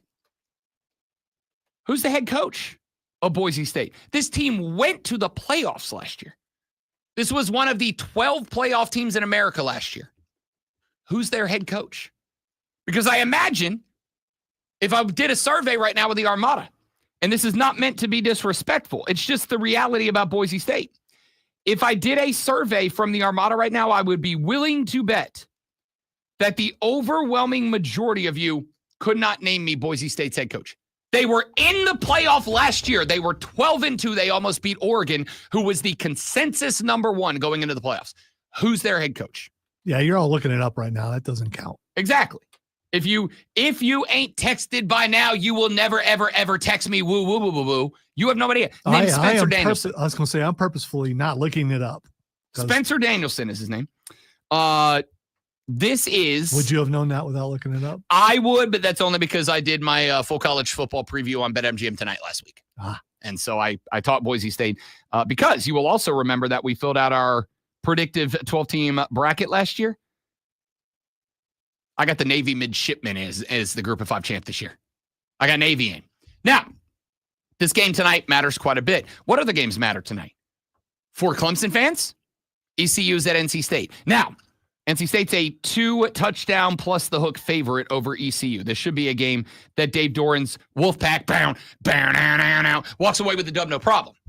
Why is this interesting for the Clemson Tigers? This is interesting for the Clemson Tigers because I think NC State is in that group of ACC teams that is probably going to be mid. They're probably going to be mid. But maybe not. Maybe not. Maybe Dave Doran's got a little something cooking up there in North Carolina at NC State. Maybe. They bring back C.J. Bailey as their quarterback. They got a cat playing running back this year, Alonzo, named Hollywood Smothers. I was going to say, yeah, when you said Hollywood, but then Smothers I don't know, man. I don't know if he's a tailback or a fullback. The answer is yes. Could be a lineman. Could be. No, or a DB. Yeah. I mean, Hollywood Smothers is a DB name. Yeah. Playing running back. They bring back, I think, 3 of their starting 5 offensive linemen. They bring back their tight end. They bring back 2 or 3 starting wide receivers. I don't think this team is going to be in that group of teams like Louisville, like Duke, like Georgia Tech, that at the end of the year makes the ACC look better than y'all give it credit for. But they might be. And if Dave Doran and the Wolfpack make it to the ACC title game, and again, schedule-wise, ECU, Virginia, Wake Forest, Duke. 3-1 to start, because I think Duke can get them. Virginia Tech, Campbell, at Notre Dame, L. There's 2 losses. Pittsburgh, Georgia Tech, there's 3. At Miami, maybe 4. Georgia Tech, let's say they win that game. North Carolina, 5. This team might be 9-3. If there is a meltdown with Miami, and if I'm wrong about Georgia Tech, and if I'm wrong about Louisville, there's a chance, I don't think it's very likely, there's a chance Dave Doran shows up in the ACC title game. And if he does, and it's against Clemson, this is a rivalry game of sorts. Also playing tonight, the Mizzou Tigers. Important to South Carolina fans. Why? You have to go 5-0 out of the gate if you want a playoff spot, South Carolina. I've been saying that all off season. I will stand on it today. And one of those first 5 are the Mizzou Tigers. The Battle of the Columbias is going to be one of the 5 games that determine if your final 7 games matter or not. If you drop 1 with as tough of a back half of the schedule as you have, if you drop 1 game in the opening 5 games, you will not go to the playoffs. And it's not just because, again, I think 10-2 will get you in. Honestly, I think 10-2 for South Carolina would get you in. Even if you're 10-2 and you miss out on the SEC championship game, I think getting SEC brownie points, as you will, we've seen it year after year, 10-2 will get you in. So you can go, wait a minute, Rob, if we go 1-4 through the first 5, we can still drop 1 to the back half. Hey, here's the thing. If you drop 1 of the first 5, and I include Vandy, I include Mizzou, I include Kentucky, if you drop 1 of those 5, you're not a good enough team to go 6-1 down the stretch. If you drop 1 of the first 5, you are not going to be a good enough team to go 1-6 down the stretch to be 10-2. And I also think, as Denton Day said yesterday on the show, 9-3 against your schedule, 9-3 could make you the first 9-3 team to get an at-large bid. It might be good enough. But if you drop 1 of those first 5, I don't think that you can go 5-2 in the back half. We'll talk more about this coming up. Lulu Kesson joins us next on the Rob Brown Show. We'll talk South Carolina. We'll get her thoughts on that, get her to preview the Virginia Tech game as well. Audio Blitz coming up. And then who the hell knows? I'm making it up as I go, as always. You know what's not made up? All of the perfectly real news in the Sports Flash. The Atlanta Braves snagged another win over Miami yesterday. This time, a 12-1 victory. Joey Wentz got the win, going 6.2 innings with only 4 hits and 1 run allowed, with 5 strikeouts. Atlanta had 11 hits, including a leadoff home run from Jurickson Profar, and shots from Matt Olson, Ozzie Albies, and Michael Harris II.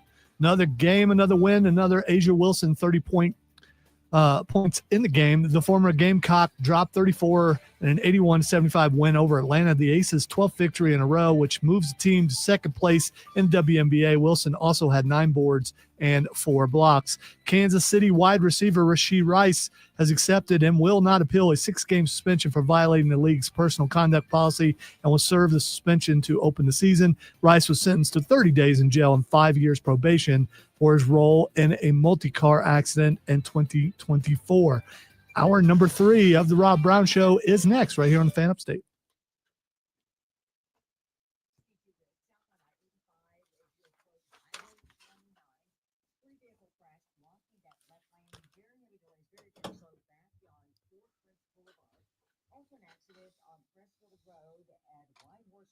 Got to get Lulu on the line. Be right back.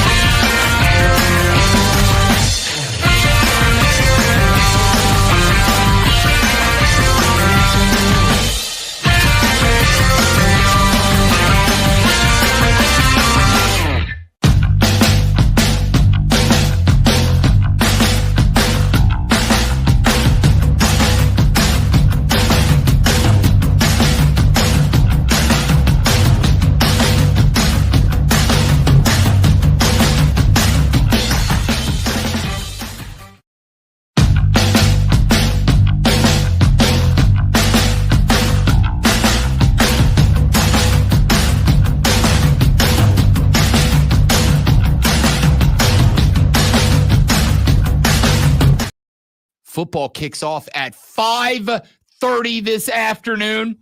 We have games into the evening. We have games stacked up tomorrow. 17 games tomorrow night. Then Saturday at noon, we got Ohio State, Texas. We got games all the way into the evening. Clemson, LSU, and then on Sunday, Atlanta, Georgia becomes College Football Central because playing in prime time in Atlanta, Georgia, the South Carolina Gamecocks, the Hokies of Virginia Tech, the only game in the window. Gamecocks, the eyes of America will be upon you. And who better to bring in, to discuss, to break down, to talk about that game than a young lady in Columbia, South Carolina, who covers the Gamecock athletic department for the Greenville News. She joins us every Thursday at 8 a.m. to talk a little USC sports and now in season USC football. Ladies and gentlemen, please welcome back Lulu Kesson here on the show. Lulu, are you rested up? Did you get a few siestas? Do you have a stack of Red Bulls ready to roll because it's football week, ma'am? Hi. Yes, I'm very excited. No Red Bulls, not really my thing, but I'm pumped up and I'm very excited the season's finally officially here. You a coffee person or are you like a fancy coffee person? No, a very basic coffee addict. Yeah. I respect it. Let's jump into this, Lulu Kesson. And I want to start with just a couple of days ago, I was at the house and I heard this very loud noise, this sound, and I was trying to figure out what it was. And then I realized it was a sigh of relief from Shane Beamer because Russell Faison had his waiver approved and he can play football now, RB1. So, number one, walk us through the last handful of days, whatever it is you know about it, the approval of the waiver for Faison, A, and B, since it took so long to get that waiver approved, is he fully ready to go? Is he going to be primary RB1 on Sunday? Will he have a split load with guys like Attaway? What does the run game look like on Sunday now that Faison got the waiver approved? Yes. So Shane got the honor of getting to FaceTime Faison, who was already home from practice and taking a nap. He calls him, wakes him up, and he's like, I just got told your waiver got approved. And Faison, apparently all he was doing was just thanking Beamer for like sticking by his side through the process and for all the help the compliance office did to make it happen. Immediately, nothing sort of changed football-wise because, as Faison told us yesterday, he always believed that he was getting cleared and had it in his head because he said, if I don't get cleared, I just have to deal with it. But if I do get cleared and I wasn't prepared, then that's where things sort of kind of might hit the fan. So he said he plays a lot of football in his head, and to some degree it was hard to maybe not get too excited or get, 5 steps ahead, not knowing.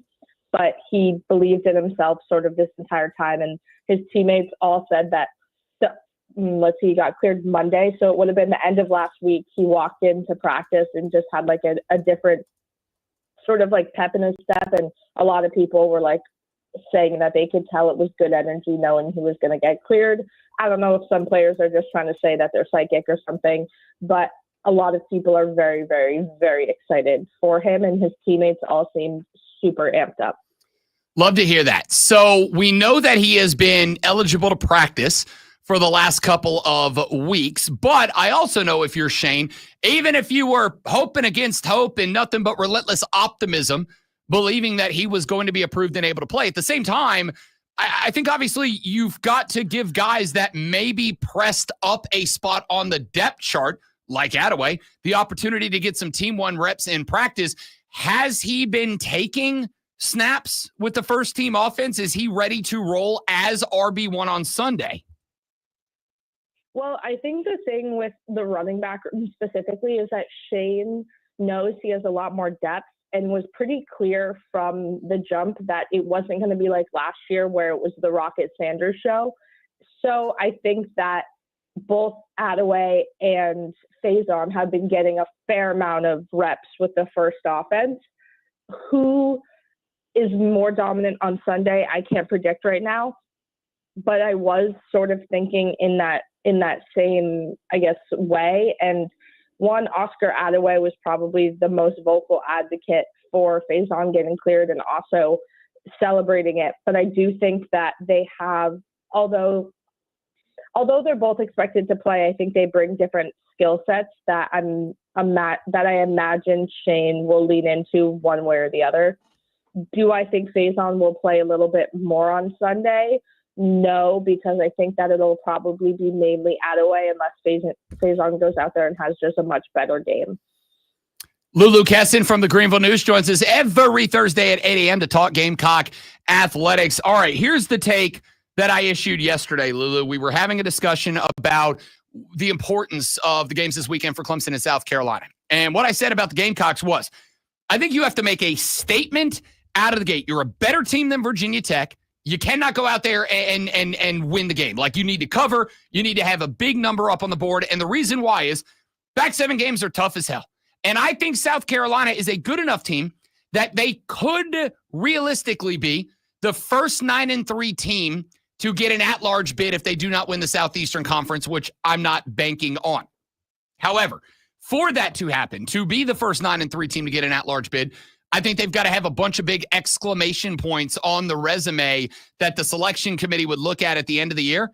And I think you have to start that in week 1 out of the gate. Get the eyes turned to you when you have an exclusive time slot on Sunday so that the folks in the selection committee, even though they will not make their first votes until November, are going, damn, that team over in Columbia, South Carolina is pretty good. What weight do you put on this game on Sunday?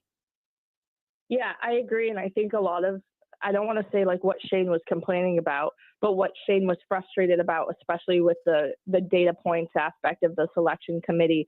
Like, he had no argument because of things that happened in the earlier parts of last season, the LSU game, the Ole Miss loss, Alabama even.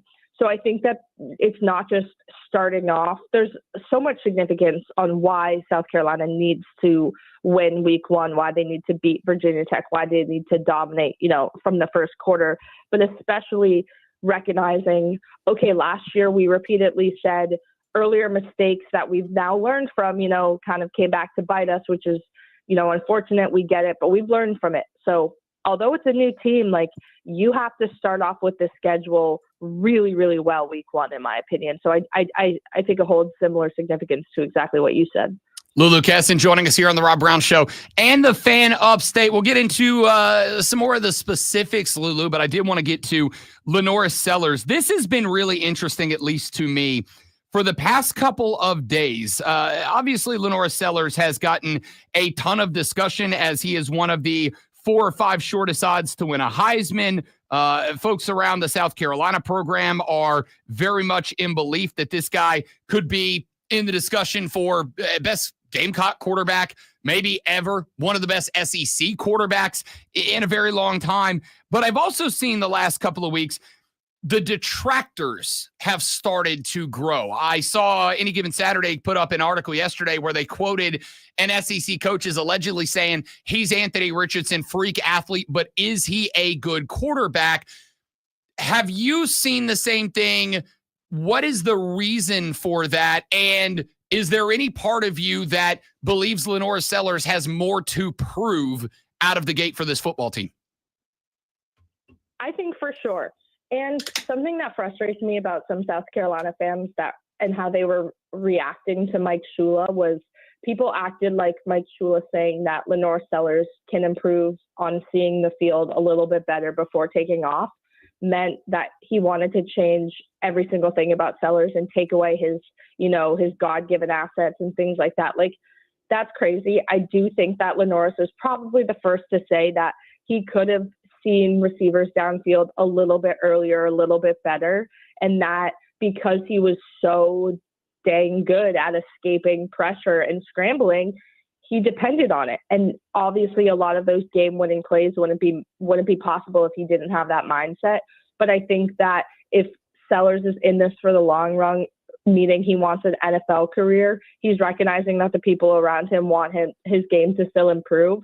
And he put up great numbers in terms of passing yards, but I think that a next step for him and something that he can prove is, okay, I'm just as comfortable throwing the ball as I am making crazy plays. And it comes with wide receiver talent, which I think he has more of this year.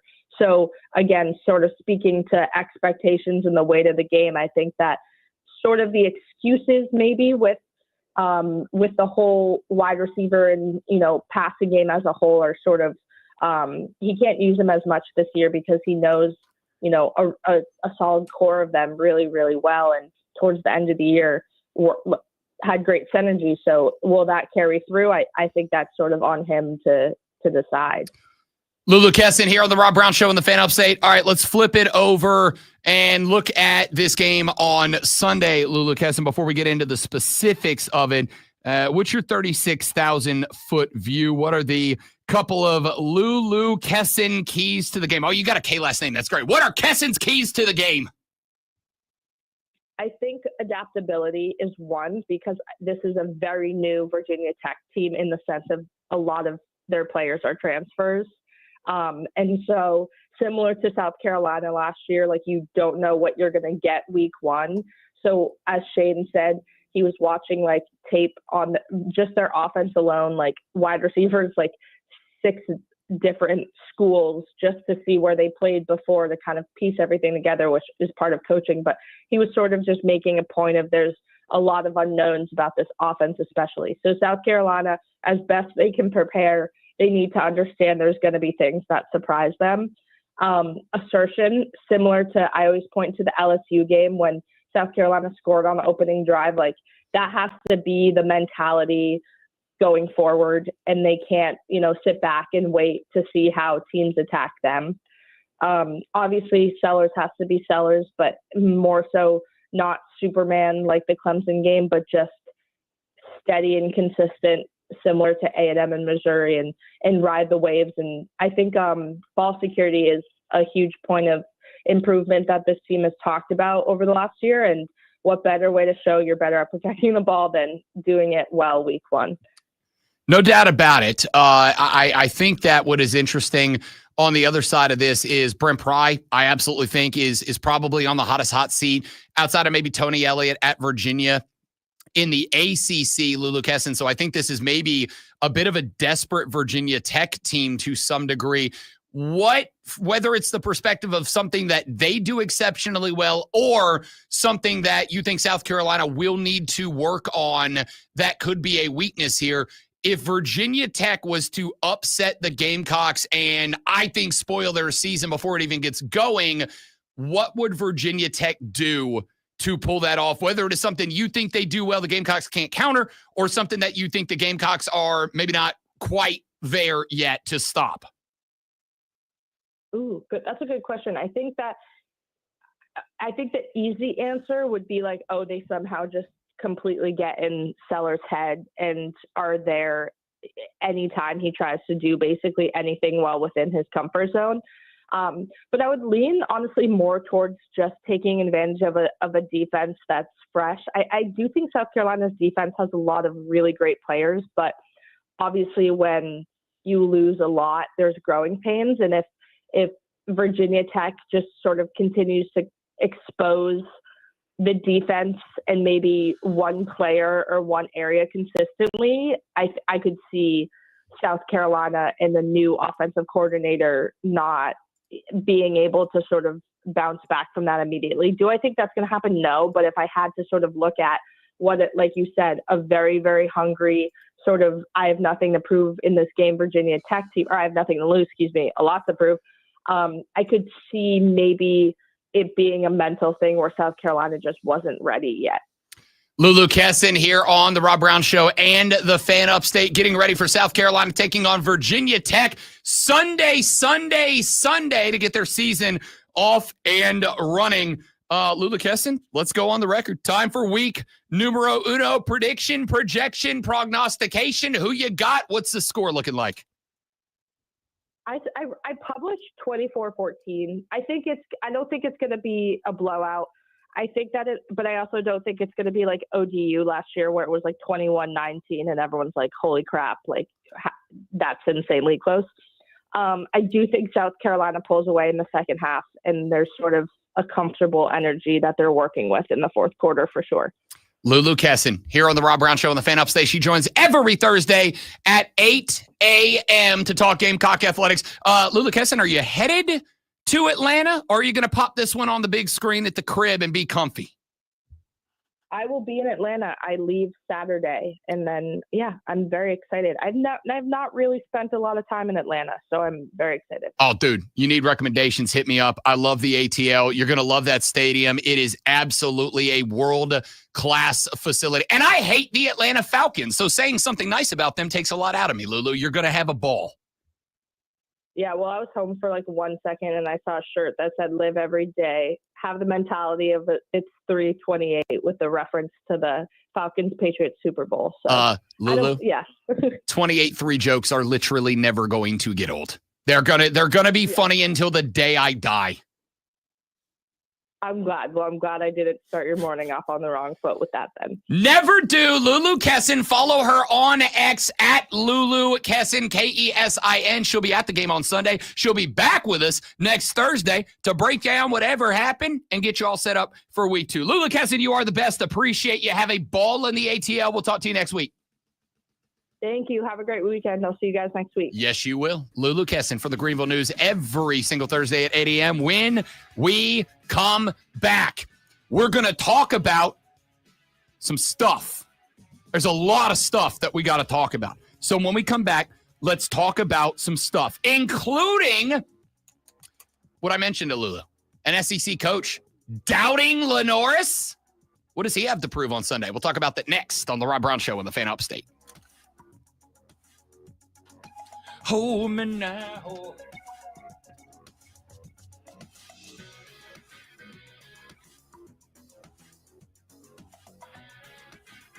So the Scarlet and Gray podcast posted as former Michigan running back Donovan Edwards goes unclaimed on waivers and is not signed on to another team's practice squad. Let's remember his famous statement. His statement was that I will go down as one of the greatest running backs to ever play the game. I'll be up there with Walter Payton and Barry Sanders. I love that I'm starting to get these. It's got to linger on the right picture. And 7.5. Okay.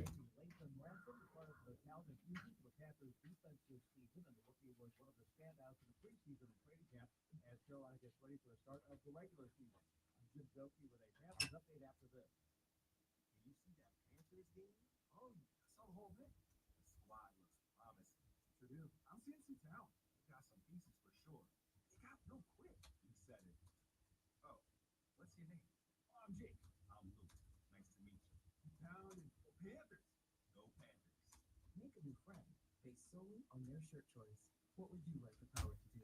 Bank of America, the official bank of the Carolina Panthers. All right, guys, stay right there. We'll be right back. Don't go nowhere. Happy football day.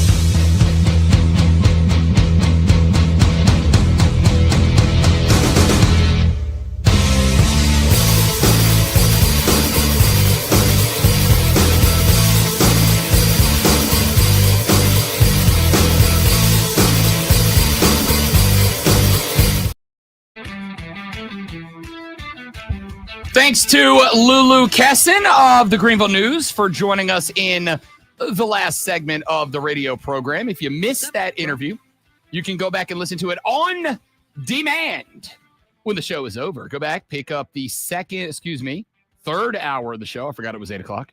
Go back, pick up the third hour of the show, download it, and you can listen to our conversation with Lulu Kesson. No, that's not the only way you can do it. You can also hit the rewind. It's also true. Grab the Odyssey app, Audacy. It is for free on your digital device of choice. Go to the Fan Upstate page, click the heart icon so it always shows up on the front page. You can not only listen to this show live, but you can listen to Ryder Than You, and then the Rich Eisen Show, and then Wire to Wire, and then BetMGM Tonight, and our wonderful overnight program, including the Pat Boyle Show from bleep you o'clock in the morning until 6 a.m. And with the audio rewind feature, you can just say, yeah, I'd like to go back to 8 o'clock when Rob Brown had Lulu Kesson on the show and get Lulu's thoughts. Somebody who covers the team boots on the ground style in Columbia will also be in Atlanta, Georgia on Sunday, and hear what she had to say. Go to the Odyssey app, and it is right there for you. Now,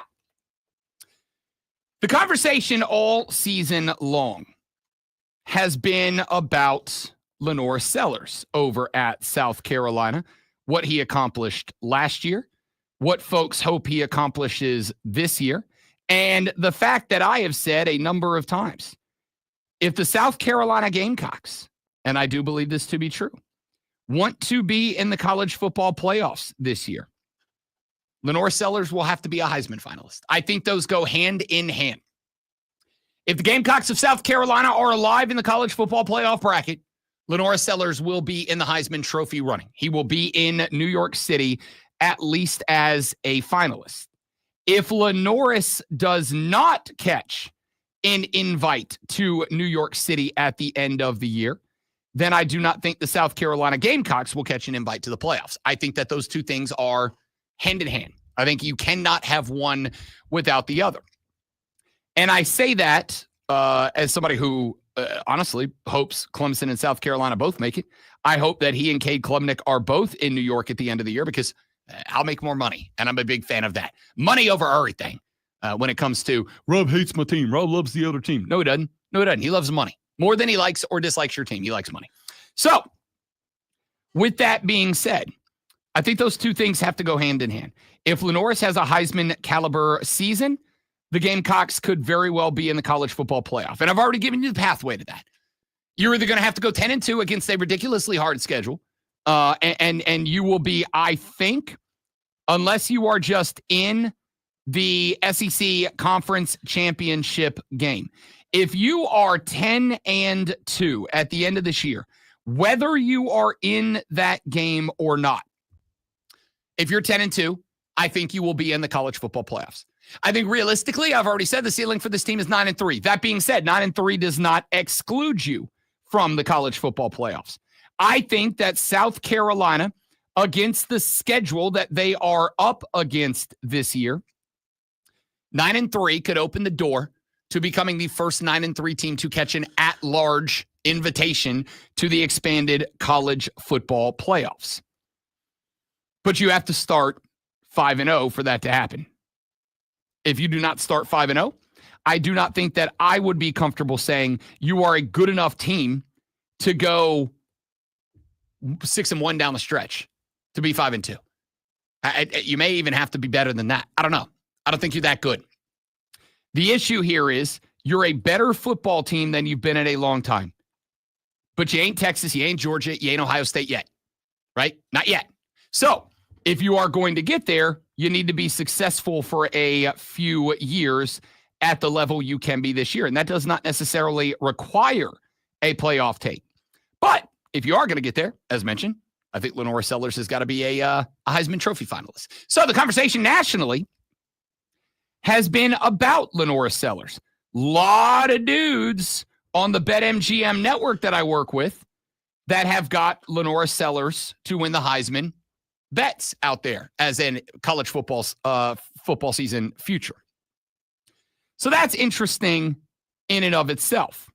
What is also interesting, and I mentioned this to Lulu Kesson in the last segment, I have seen over the past handful of, let's say, days, a spike in the number of LaNorris Sellers detractors, people who do not have a connection to South Carolina, who have been saying, I'm out on LaNorris Sellers.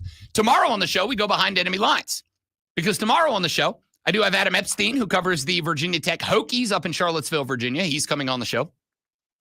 And yesterday, I got the chance to do a recorded interview with Matt Moscona, who is a host, on ESPN Radio down in Baton Rouge to talk about the Tigers. Well, I did ask Matt, as he has become kind of a college football influencer over the past couple of years, I asked for his opinion on LaNorris Sellers and the Gamecocks. And Moscano said, I think he's an athlete. I don't think he's as good as everybody's making him out to be. Now, he's an LSU guy, not a Clemson guy. Of course, there is, after last year, I would argue the potential for LSU South Carolina to kind of become a bit of a baby rivalry this year. You got LSU on the books this year. So he said, I think he's a fantastic athlete. I do not think that he is a top-tier quarterback. He said he believes that the two quarterbacks playing on Saturday night, Cade Klubnik and Garrett Nussmeier, he said, I believe they're the best two quarterbacks in the country, with Arch Manning a very close third place. We'll see. There's an article up on SaturdayDownSouth.com. And I like Saturday Down South. I check it with some regularity. I will also point that Saturday Down South does regularly have what I would consider hot take articles on their website. Hey, man, you get paid by the click, not the take. But there is an article up right now by a gentleman by the name of Luke Greco that he popped up yesterday AM after the show ended. And in it, he writes, quote, Adam Rittenberg talked with coaches, and this is, it does come from an ESPN feature, but quoted in that article is an SEC coach anonymously. And that coach said, quote, I can't get behind the LaNorris Sellers hype. He reminds me of Anthony Richardson. And I know Anthony Richardson went 4th overall in the draft. Physically, he's a freak. But is he a great quarterback? End quote. And the gut reaction I had when I read that article yesterday, both Rittenberg's, who I've had on Bet for the Cycle many times, and I think he's got very good takes, both Rittenberg's and Luke Greco's. The response I had was, oh God, hot take time. Here we go. But the more I thought about it, I think the detractors popping up might be good.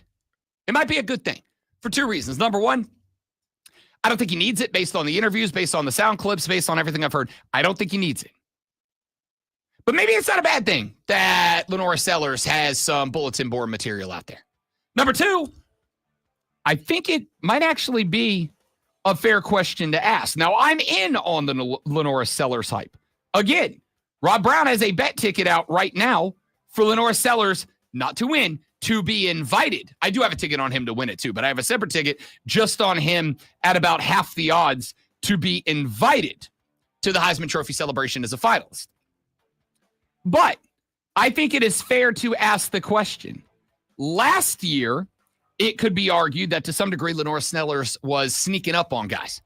LaNorris Sellers was not necessarily known.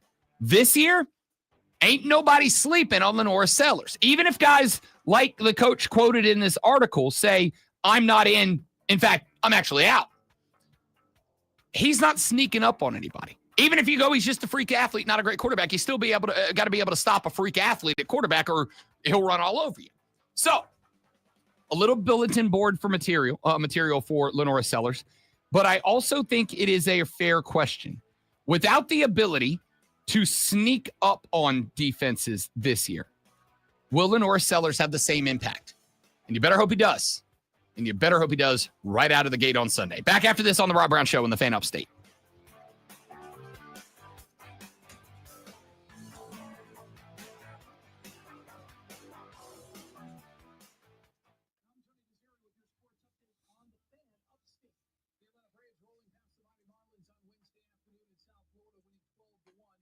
scored 5 runs in the third, 3 more in the fourth. Jurickson Profar hit 2 home runs, one of 5 on the day for the Braves. Ozzie Albies had 2 hits, drove in 5. Matt Olson also homered, he drove in 2. Excuse me, guys. Got to grab a soundbite. Stay right there for me.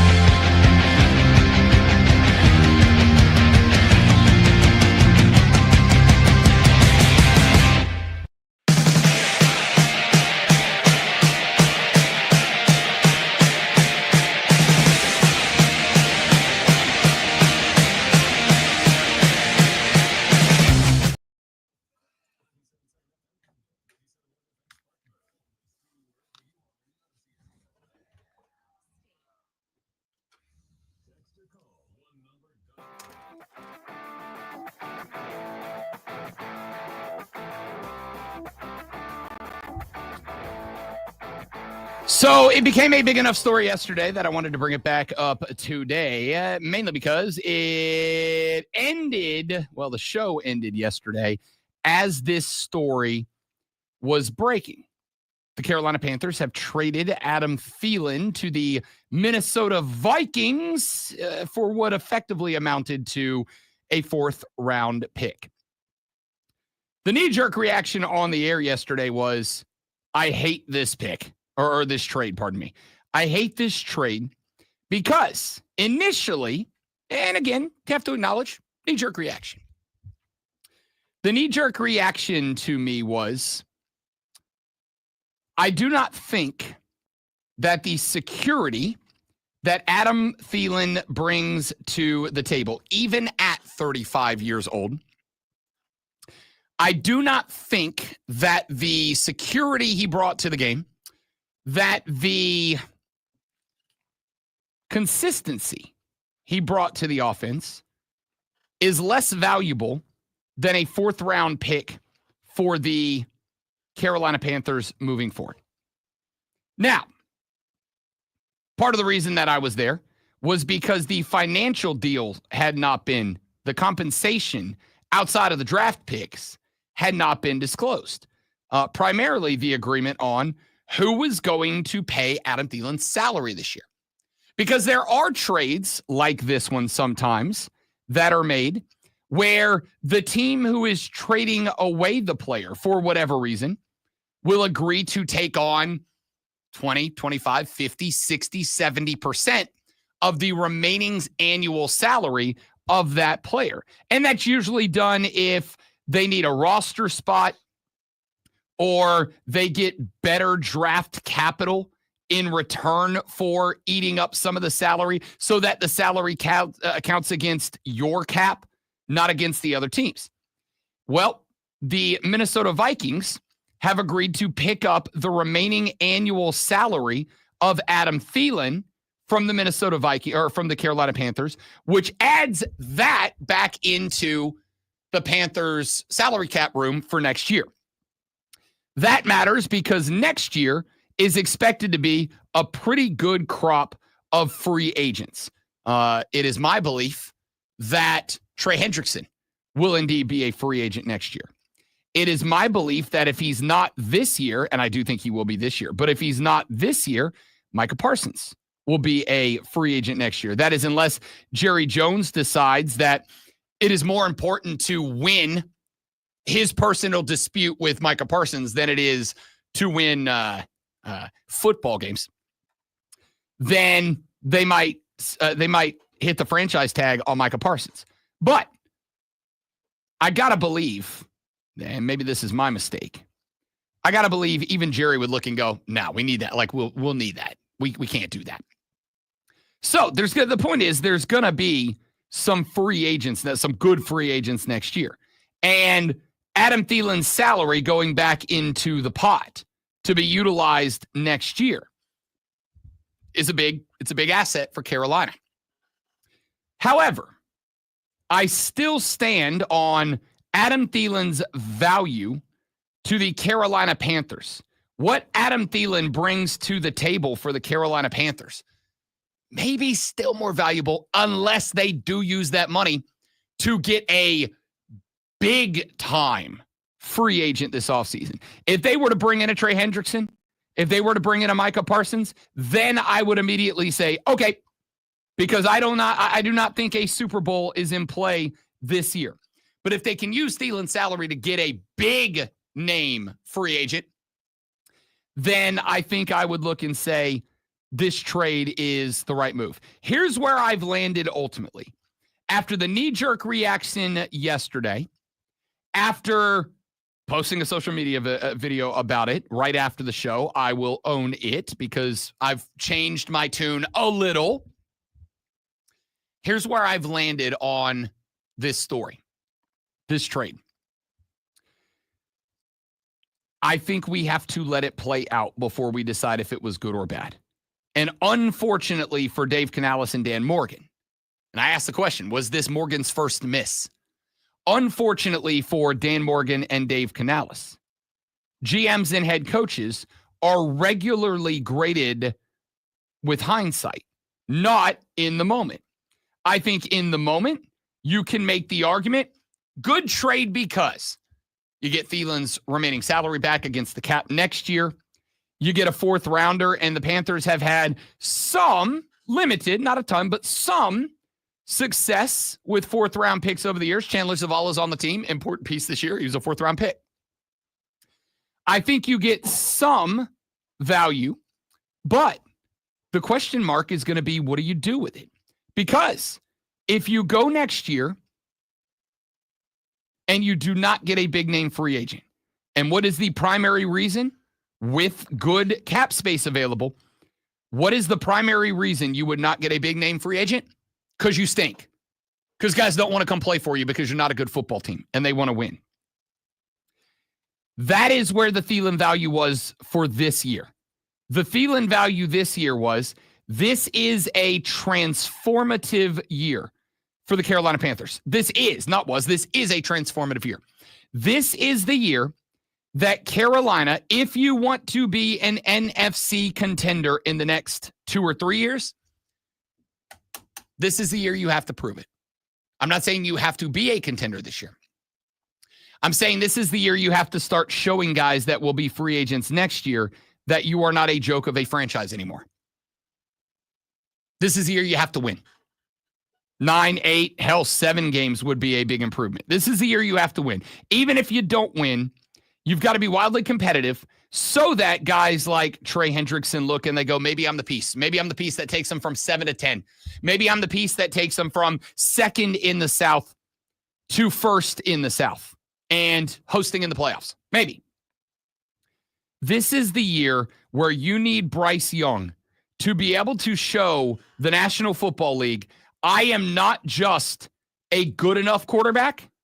I am a franchise quarterback. I am a guy that you keep on the team for a long time and you build around for that entire time. How do you do that? With Adam Thielen, right? Like with the most productive piece of your passing game of the past 2 seasons in a row. I understand your wide receiver room, assuming optimism here, is upgraded. Teteroa McMillan looked like the right pick in the preseason. Will it translate to the regular season? Hope so.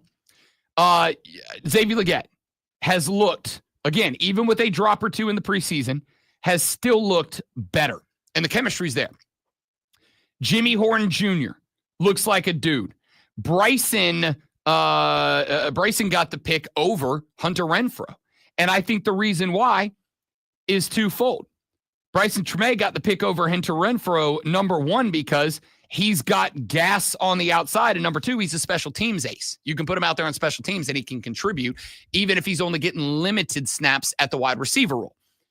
If all that turns out to be the case, you've got a good wide receiver room. However, unless one of those guys, and maybe it is Teteroa McMillan, maybe that's what Dave Canales sees. Unless one of those guys is able to replace not the catches, not the yards, not the touchdowns of Adam Thielen, is able to replace Adam Thielen as the guy that BY knows, trust, whatever, then I don't think the value you added is there. Because if this team comes out this year and they go 4-13, 5-12, if this team comes out this year and they do not look like a team that has definitively what is happening, definitively and objectively look better than they have last year or the last 2 years, then the spot you're going to find yourself in is a spot where all that nice salary cap money from Adam Thielen getting paid by the Vikings this year doesn't matter. Doesn't matter because no big free agents are going to want to come there. If you end up in a spot where you are not objective and measurably better this year, then the guys whose contracts are up next year are going to want out because they're going to go, that's it. That was our shot to be good, and we're not. I want out. I want to go somewhere I can be good. I think it's detrimental. So the landing spot on the Adam Thielen trade for me was very simply this. I think we got to sit back and watch what happens. If the wide receiver room this year replaces Adam Thielen and Bryce Young does not miss a step, picking up this year where he left off last year in terms of numbers, in terms of efficiency, in terms of statistics, all the things that have me gushing over here about my special baby boy BY. If all those things are there, if Carolina improves and wins, if during the next offseason with that cap room, the Carolina Panthers are able to secure the services of one of the big or two of the big name free agents, and if this team wins the year after that, like wins the year after that, then I think we look back at this trade of Adam Thielen and we go, Dan Morgan did not miss. Dan Morgan got it right. But if this offense takes a step back this year, if it is very clear to those of us that know ball that Bryce Young's loss of his security blanket impacts him negatively, then I think at that point we will look at it and say, yep, it was a Morgan miss. Because you have to improve this year in order to be, I think, ultimately competitive next year. And if you are not competitive this year, if you do not show the league that the turnaround is no joke, and you don't do that because baby boy BY doesn't have his guy out there to get the rock to, then I think you will look back at this trade in a couple of years and go, what a miss. Yeah, we got a bunch of money back in the salary cap, but what does that matter? What does that matter if we're not good enough to attract those free agents to us? I think that this move made yesterday, sending Adam Thielen back to Minnesota, the grade is, wait and see. The grade is, if you are a Panthers fan, in Double D we trust, in Dan and Dave we trust. If they got it right, this move brings a major free agent in next year, and it gives you the opportunity to draft the guy that helps you out the most at a position of best available with that fourth round pick the year after. But if the offense sputters because Thielen is out there and baby boy doesn't have his guy to go to, this move will be looked at as not good. Not good. And we'll see how it plays out. We'll see how it plays out. All right, coming back up in the next hour of the show, back to the landscape of college football. We got a bunch of games on tap tonight. We'll talk about the rest of the games we haven't gotten to and what they mean to you as Gamecock fans, you as Clemson fans, you as college football fans. That's coming up here in the next hour of the show. College football from here till our conclusion. Right now, a national championship caliber sports flash. The Atlanta Braves snagged another win over Miami yesterday, this time a 12-1 victory. Joey Wentz got the win, going 6.2 innings with only 4 hits and 1 run allowed with 5 strikeouts. Atlanta had 11 hits, including a leadoff home run from Jurickson Profar and shots from Matt Olson, Ozzie Albies, and Michael Harris II. Another game, another win, another Asia Wilson 30-point game. The former Gamecock dropped 34 in an 81-75 win over Atlanta, the Aces' 12th victory in a row, which moves the team to second place in the WNBA. Wilson also had 9 boards and 4 blocks. Kansas City wide receiver Rashee Rice has accepted and will not appeal a 6-game suspension for violating the league's personal conduct policy and will serve the suspension to open the season. Rice was sentenced to 30 days in jail and 5 years probation for his role in a multi-car accident.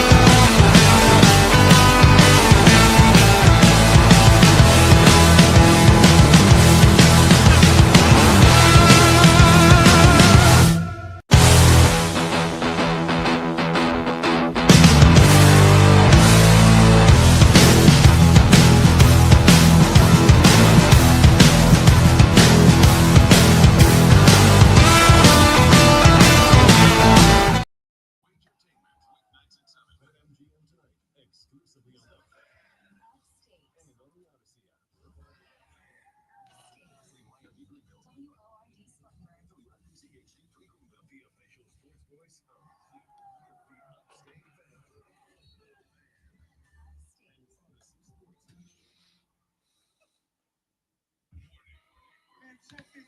on official Rob Brown lockdown. Manufactured locally for the Carolinas. This is the Rob Brown Show.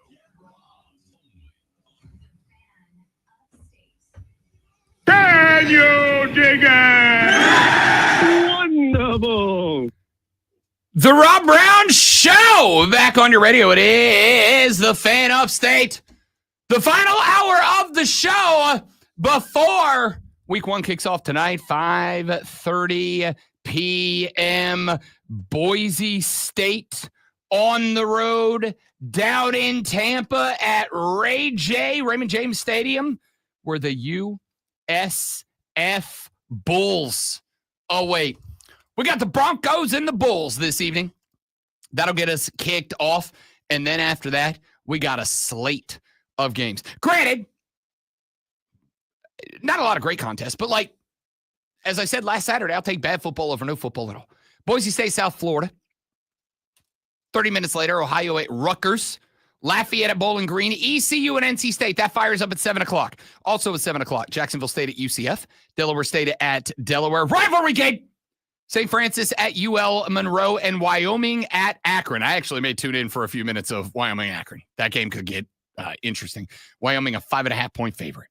7:30 p.m. The Mizzou Tigers of the Southeastern Conference will get their season off and running when Mizzou hosts Central Arkansas. Elon is at Duke. I've asked the question many times.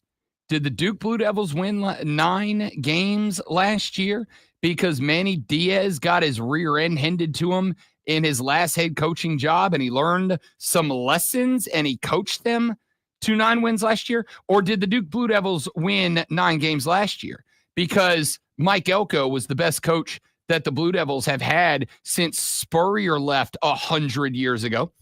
And he left the cupboard stocked. I don't know. Maybe we get a look tonight. Duke is favored by 34.5 points. So also maybe not. UT Martin at Okie State at 7:30. 30 minutes later, Buffalo is at Minnesota. PJ Fleck and the boys in Minnesota, the Golden Gophers. They'll try to roll the boat tonight, eh? Don't you know? Stephen F. Austin at Houston at 8 o'clock. 8:30, Alabama State at UAB. That's a fun little rivalry game. I know it's not going to mean a whole heck of a lot to a whole heck of a lot of people.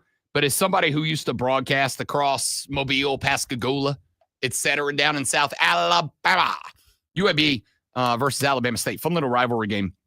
Miami, Ohio at Wisconsin at 9 o'clock. Camp Randall. That's what they. 9 o'clock. Yeah, you should move, because what the heck was that? What did my voice broke? Sounds like a bad version of the Jaws theme. Nah, jump around, man. House of Pain. Just a real bad version of it. Okay. That's why I stick to Taylor Swift on karaoke night. That's where the talent is. Wisconsin hosted Miami of Ohio. They are 17.5-point favorites at 9 o'clock. And then we get a 10 o'clock left coast kick when Stony Brook takes on San Diego State to wrap up the evening. That's before we move to a fistful of games. Tomorrow evening, Friday Night Football. Really 2 tomorrow that are interesting. One of them, Georgia Tech at the Colorado Buffaloes. That's one that a couple of years ago, we would have all said, who the hell cares about the Ramblin' Wreck at Ralphie's? I do now. I do now with Brent Key. I do now with Jamal Haynes and Haynes King and the Georgia Tech Rambling Wreck, who, by the way, we had Denton Day on the show yesterday from the College Football Overtime Show on Sirius XM. Denton said, Rob Brown, you know ball. I like Georgia Tech to do some stuff too this year.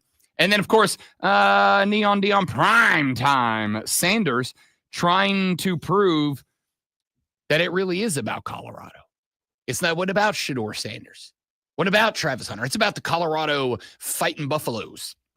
They'll get their first test right out of the gate. That game on ESPN. And then, of course, we all roll into Saturday. Texas, Ohio State batting lead off. Now, I'm going to play a couple of clips real quick from Greg McElroy.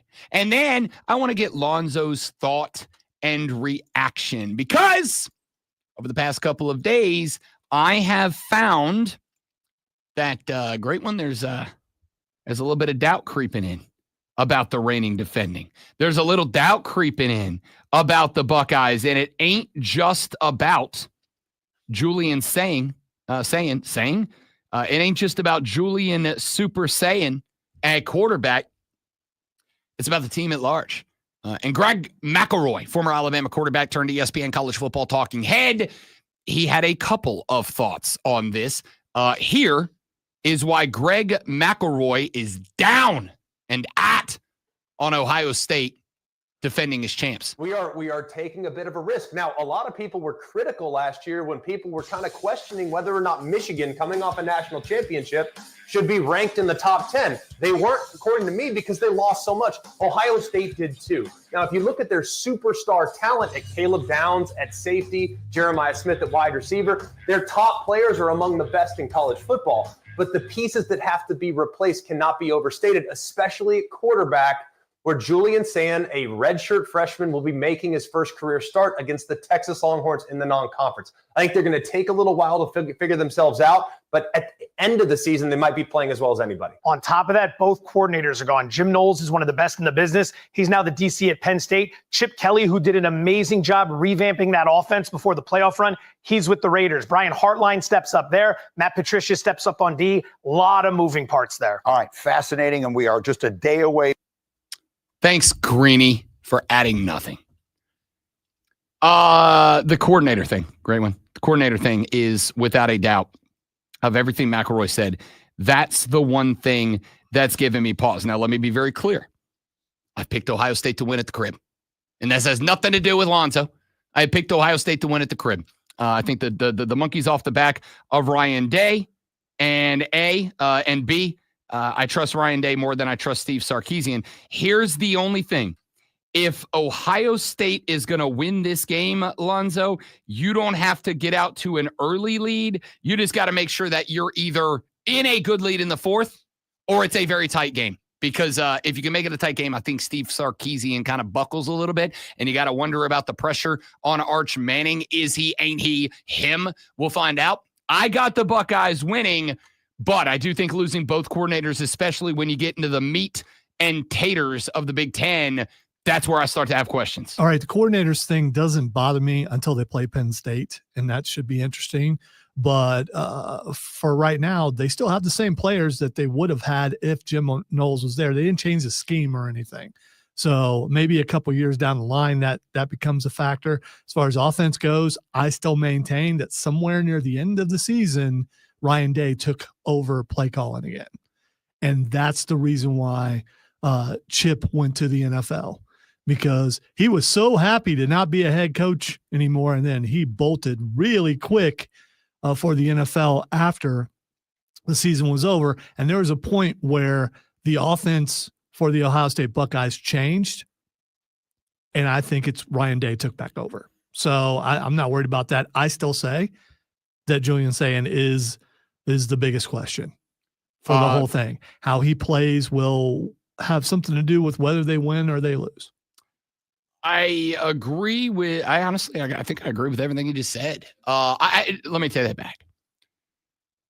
You floated that conspiracy theory about Chip Kelly, Ryan Day, play calling last year. And the longer the deeper the Buckeyes went into the college football playoff on their way to a national championship, the more I kind of came around on it, to be honest with you. The more I kind of came around it wasn't like a dramatic scheme shift, but you did start running a little bit more power. It stopped being like a wide-ass open offense. After Michigan, yeah. I think Chip Kelly was just there to relay the plays. My takeaway that kind of led me in that direction was I very vividly remember, and I don't remember if it was after Michigan or if it was earlier in the year, but great one, I was yelling at your football team, how do you have Judkins and Henderson and you're throwing the ball 40 times a game, right? In fact, I remember very vividly last year saying at one point, do you know whose offense Ohio State should look like this year? Michigan's from the year before. They didn't ask J.J. McCarthy to do anything. We need you to hand it off to Blake Corum 40 times a game. We're going to have you throw it like 14 to 17 times a game. We are going to ask you to throw a big ball like 1 or 2 times per game. Do that. You have got 2 absolute electric factories back there in the running back spot. You guys should be running the ball 55 times a game.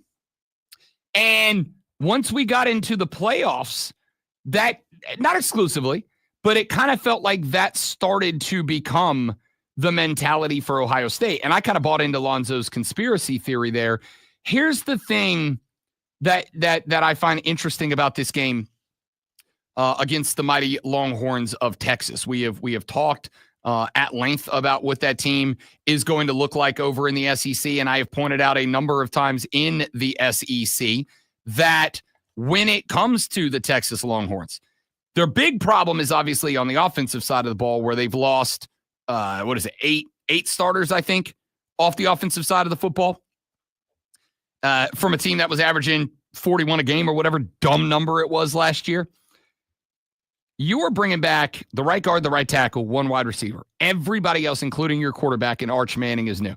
And while I have seen a lot of folks, and we've had this discussion many times, we don't have to get into it here, just making the assumption that Arch Manning is going to be football Jesus here to resurrect the Texas Longhorns into the national championship game.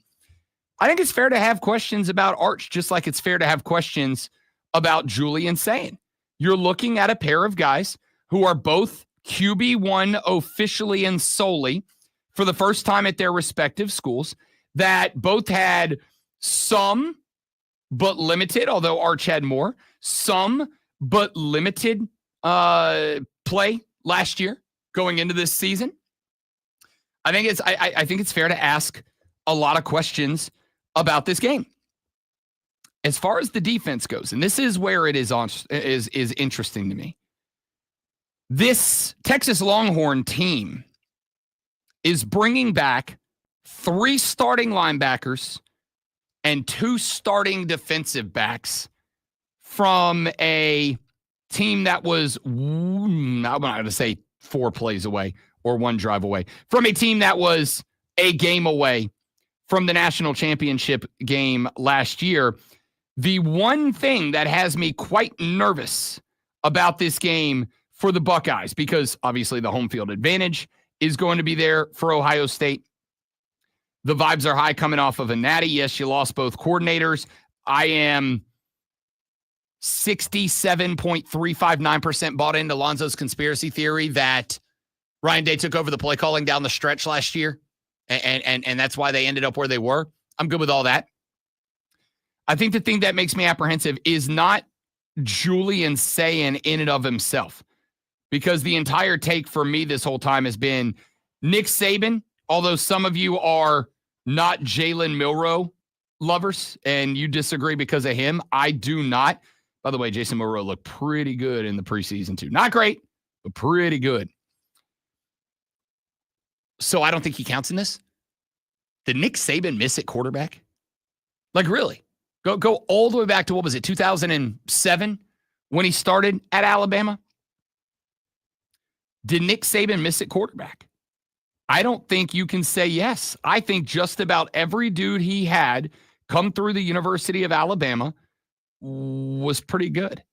And so if he didn't miss a quarterback and Julian Sayin was his guy. You go throw Tua in there. I mean, yes. I know he won a national championship, but he didn't do all the work to get there. What do you mean he didn't do all the work to get there? He just came in, and helped at the end of the game. Yeah, and then how'd it go for him after that?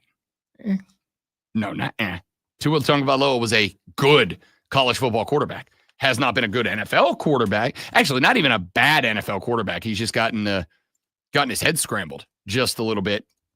But Tua Tagovailoa was not. I know there was a controversy with him and Jalen Hurts and switching back and forth and all that. At the end of the day, all right. The dude was pretty good. As far as picking quarterbacks go, you're just strictly going with their college career. Yeah. No. Okay. Like we're talking college ball. I'm going with guys that Nick Saban brought in to quarterback at the University of Alabama. I'm talking about a Tua Tagovailoa who was in and won the 2017 title game, 2018. Oh, by the way, he was the MVP of that game.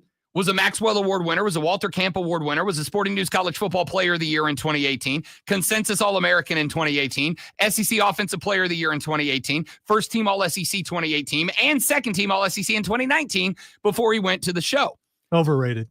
No, he was not. So the point here is Nick Saban did not miss at quarterback during his time in Tuscaloosa. And if he did not miss, and Julian Sayin was his guy before he headed off to go take care of the house for Miss Terry, I'm going to believe Julian Sayin's a good quarterback. Question is, can Ryan Day get him in the Buckeye offense where he needs to be, A? And B, what does Texas do on defense to mess with him?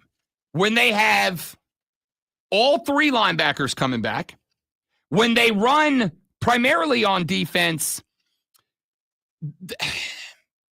if they're going to do what they did last year, they run a 3-3 that's not, right? They're going to run three down linemen. They're going to run edge.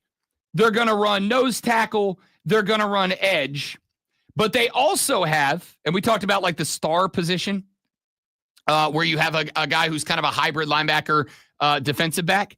Texas has a star position, kind of a hybrid defensive back linebacker, but they also have a true edge rusher in that they're going to have three down linemen, and they're going to have a guy who sometimes lines up on the left, sometimes lines up on the right, sometimes it'll be on a balance, sometimes it'll be on a tilt one side or the other, and they're going to have a star back there that is capable of stepping up to play backer, capable of blitzing, capable of dropping into coverage. The point that I'm making here is the one thing that I am nervous about for Ohio State on Saturday is not just that Julian Sayin has to make start number one and has to make start number one against Texas out of the gate.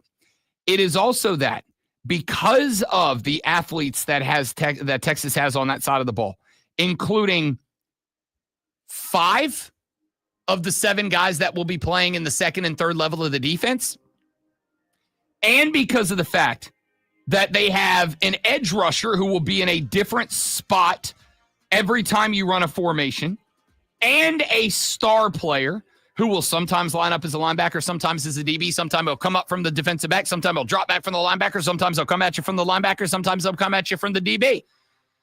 They have the opportunity to throw 1,000 different looks against any individual play against Julian Sayin. Can he process? Can he react? Can he respond? If the answer is yes, Buckeyes win at the crib. If the answer is no, Texas takes step 1 towards the national championship. All right, when we come back, I got a few more stories I want to get. We'll talk some more college football. The Rob Brown Show rolls on. It is the Fan Upstate.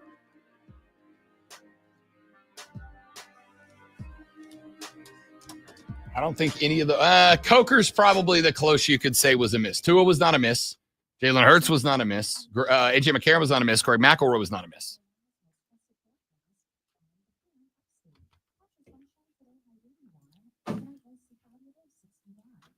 All right, stay right there, guys. Be right back. What is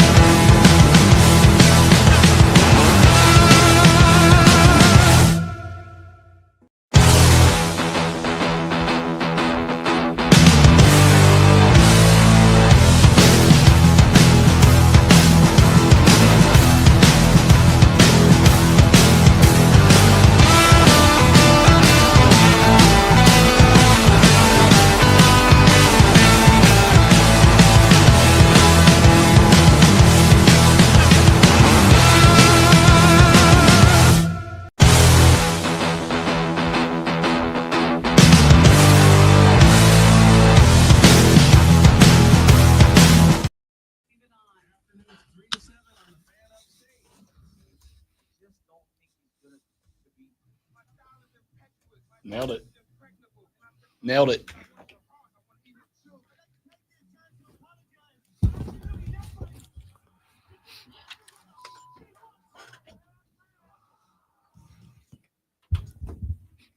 Welcome back to the Fight Club. Time to talk a little bit wrestling and maybe some MMA, maybe some luxury liner fights over chicken tenders.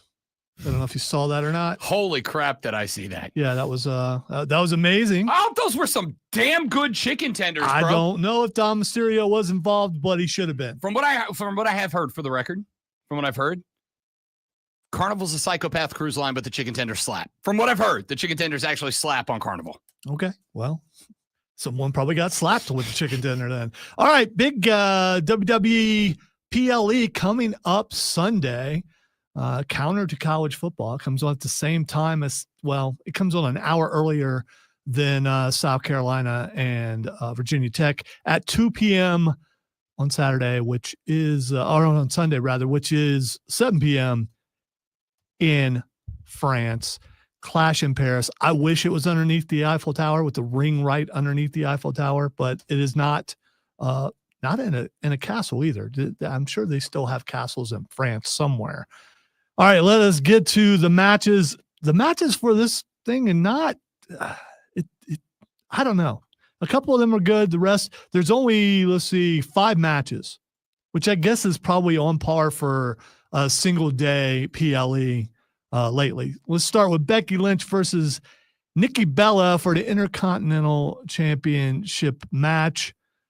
2 tired old people with tired gimmicks. Probably go over pretty well in France. The worst friend of the show, Bailey. That's. I mean, I know she's having some problems. I know she's having to work through her promos. She's hearing voices. I don't know if her voices and Randy Orton's voices talk together. They could. They may yell at each other. I don't know. Ding dong. Hello. Becky Lynch versus Nikki Bella. Rob, who you got? Becky Lynch. Listen, you can hate. That's fine. Becky still, I got to go back to the man gimmick. I'm going to stay on that forever. However, they're not going to put Nikki Bella over Becky Lynch right now. They're just not. Why not? I mean, you bring Nikki Bella back, who was just as big of a star back in her day. I mean, Total Divas had a lot to do with her. I may have watched like part of like 3 or 4 episodes, but it wasn't. I'm not a part of the demographic that it was going after, and I think it was very effective. And as she pointed out in her promo, without her, Becky Lynch probably wouldn't exist. And let's face it, Becky Lynch is the least of the 4 horsewomen. And I'm going to go with Nikki Bella. I think it's going to be a shock. I think Nikki Bella is going to win this match. All right, Sheamus versus Rusev. This is probably a replacement match because of Naomi's injury.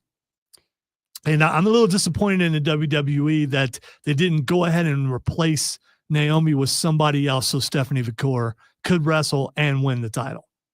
I do not think that they want to put Stephanie into just a like, here's the belt.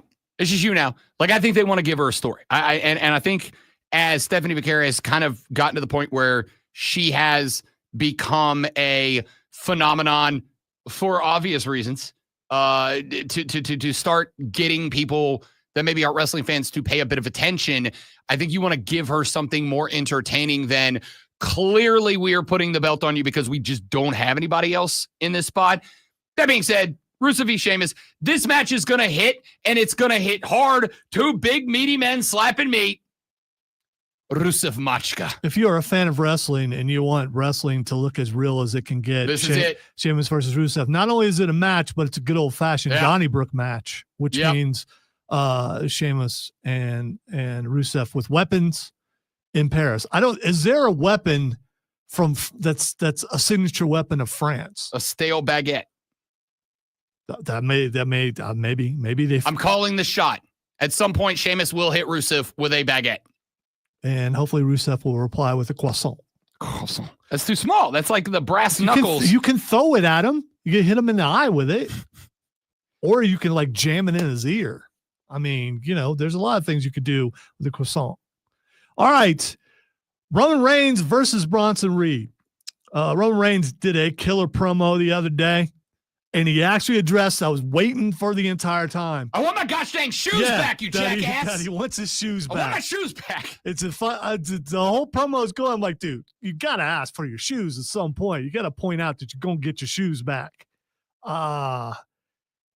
And you may think, wow, has Roman Reigns' star fallen that he's going up against Bronson Reed? No, this is about building up Bronson Reed. It's also about building up Roman Reigns, the baby face.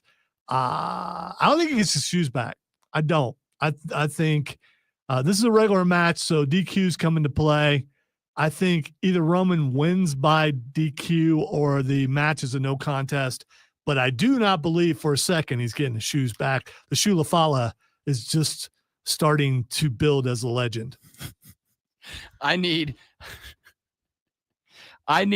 my guy coming out. I need Bronson Reed coming out at WrestleMania with like 90 Jordans tied around his neck. That's what I need. No, Roman Reigns. And this is one spot where unfortunately I have been spoiled a little bit. I don't really bet on WWE. I could and I should. I'd probably make a gazillion dollars, but I don't really bet on WWE. That being said, sometimes a number jumps off the page and it ends up in my social media feed. This one did yesterday. Roman Reigns is like minus 2,000 to win this match. This one's already out of the bag. All right. Steven on the stream says he can attest that Paris actually has castles because he was there in June and he saw some Paris castles. So that's good to know. So they could have actually did this in a castle. All right. Probably what will be it's going to be the main event. Seth Rollins versus Jey Uso versus LA Knight versus CM Punk for the World Heavyweight Championship match. They're not taking this away from Seth. Seth's winning this match. I agree. I think it'd be awesome if they went swerve and put the belt on my guy, LA Knight. Yeah. Never going to win he's never going to win the major. I don't know. Not. I agree with you. I just think that's really dumb. That being said, you are working your way towards your Punk v Rollins match at, I don't know if it's WrestleMania. I don't know if it's whatever, Royal Rumble, wherever. WrestlePalooza, of course. WrestlePalooza. I don't know where it's going to be, but that is obviously the story we are telling here. It is not that Seth wins. It's how Seth wins. All right. You sent me a picture, but I had already seen it of the silhouette of Cody Rhodes with the hair. I think it's going to look stupid. And I get that it's part of the character. It's a Street Fighter movie. Of course it's going to be dumb. I can't wait. I want the hair to look natural. That's the thing. If they can somehow make it look natural, I'll be okay. But I don't know. I'm a little concerned about that. All right. I looked it up, and I don't know what olbg.com is, but I guess they are one of the places that actually will take odds for wrestling. And it's who will be Cena's last match. I didn't even think. I just immediately clicked that into the browser. I'm like, what if Alonzo's screwing with me here? Did you get the letters right? olbg.com? Yeah, because I mean, sure did. You could turn those around and you might end up somewhere else. But it brought me to like a bunch of like advertisements for games. All right. Unofficial odds for Cena's last match opponent, according to olbg.com. They are Cody Rhodes, 1-2. Is it what that slash mark means? 1-2. Yeah. 1-2. Drew McIntyre 3-1. Seth Rollins 7-2. CM Punk 7-2. Braun Breaker 6-1, and Roman Reigns 8-1. We're closing in on this. Before we know it, we'll be there. Who do you think his last match is going to be? I don't know, man. I mean, you already did a match with Cody, and even though the story of how we got there was dumber than hell, it was a 5-star. I mean, it was a great match. Like, it was Cena's best match in a decade. In years. Yeah. I completely agree. That match with Cody Rhodes was an absolute banger of a match. Again, wasted a phenomenal story to get there, but a great match nonetheless. The question mark is, what's the write-up to a story that puts them back into the ring together again? Is it Cena gets 18 and then so that he is like clearing away? Is it Cena gets 18 and he goes You know, I'm either taking it, not taking it with me. I'm either leaving it in the ring or somebody's taking it off of me. And Cody goes, I'm the guy, or Cena tells Cody, you're the guy, but you have to prove it. To prove it. I don't know how you There's get a name not on the list. Did you notice the name that's not on the list? Nikki Bella. Brock Lesnar's not on the list. Yeah, but that's his next match. They're not ending it with him. Unless they do a Brock literally kills John Cena angle. But we know when he's ending, right? Like we know when it is. I'm going to go with Brock Lesnar because he's not on the list. So if you were betting, since he's not on the list, that means the odds would be way up. That means I would make more money, right? No, it means there are no odds. It means nobody's taking that bet because it's not a thing. That's what it means. Unless there are odds listed, you can't bet on it. Unless the site just does it. And if you want to go search a million books. I went to an article. I didn't go to the actual site. Yeah, but if Brock Lesnar was on that list, they would have thrown it on there. Well, they obviously don't believe that he would be the last match. Yeah, because he's not going to be the next match. By the way, we skipped that match for some reason. John Cena versus Logan Paul. Yeah, because it's stupid, and John Cena is going to be like minus 40,000 to 1. I don't think it's dumb. The crowd is supposed to be really good in France, and you've got the biggest baby face, sorry, Cody, versus the biggest heel in Logan Paul. I mean, it's going to be crowd-wise, it's going to be a lot of fun. And if Cena can wrestle the way he did last time out, it's going to be a good match because, let's face it, Logan Paul can wrestle. So we'll see. All right, one last thing. Chris Jericho, rumors out there, he's coming to the WWE. Do you want to see that happen? As a farewell, because there are some people posting that would be John Cena's final match. I think it'd be both of their final match, right? Like it'd be a dual farewell. But my question is, and this is, it's like signing the Legends contract to come back and wrestle one time. Yeah, one more match. I guess. The old one more match 17 times. I don't know is the answer. Here's the only question I have there. Scratch that. It will not be Jericho, and the reason why is, and he's made it very clear over the years, John Cena is absolutely a believer of you put over the next generation when you leave. Like whoever it is, you put the next guy over on the way out. I don't think John Cena. He already did that with Cody. He doesn't have to do that again. But then he would leave, right? Like he's not. I don't think he's going to go last match. I'm going to put the rub on Chris Jericho on the way out, unless WWE is going to have Jericho sticking around long term. But can we keep it a buck? And I say this as somebody who has loved Chris Jericho for literally decades now. Chris, keep your shirt on when you wrestle, big guy. Like you're not that guy anymore. Don't get me wrong, you look better than I do, and I'm 40 and you're 70. It's the indent thing. It's kind of weird. No, it's just that Chris Jericho is very clearly old now, and that's okay. I believe he's older than me, but yeah, exactly. I mean, he looks great for what he is, but you can't throw him into a ring with the primetime players. Or all right. Joe Profits says that Cody's not the next generation, but he is, because wrestlers are wrestling into their 50s, which would mean that Cody at 40 is in his prime. Yeah, but I also think it goes to something that I've complained about with this company for a very long time, which is they're doing an abject, terrible job at stock in the cupboard moving forward. It's just the same handful of dudes on rotation for years at a time. You haven't watched NXT, I guess. Yeah, fine. NXT, great. Where are they, and what keeps happening with NXT guys when they get called up? They show up, they look great for 2 weeks, and then they get sent to catering consistently for years now.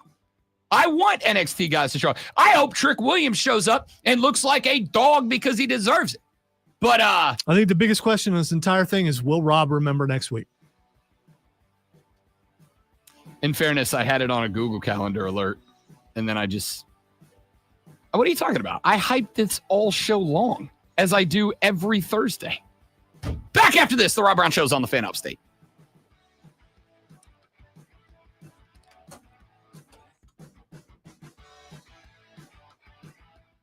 I'm a man. I'm 40. Swerve, it's Kevin Federline.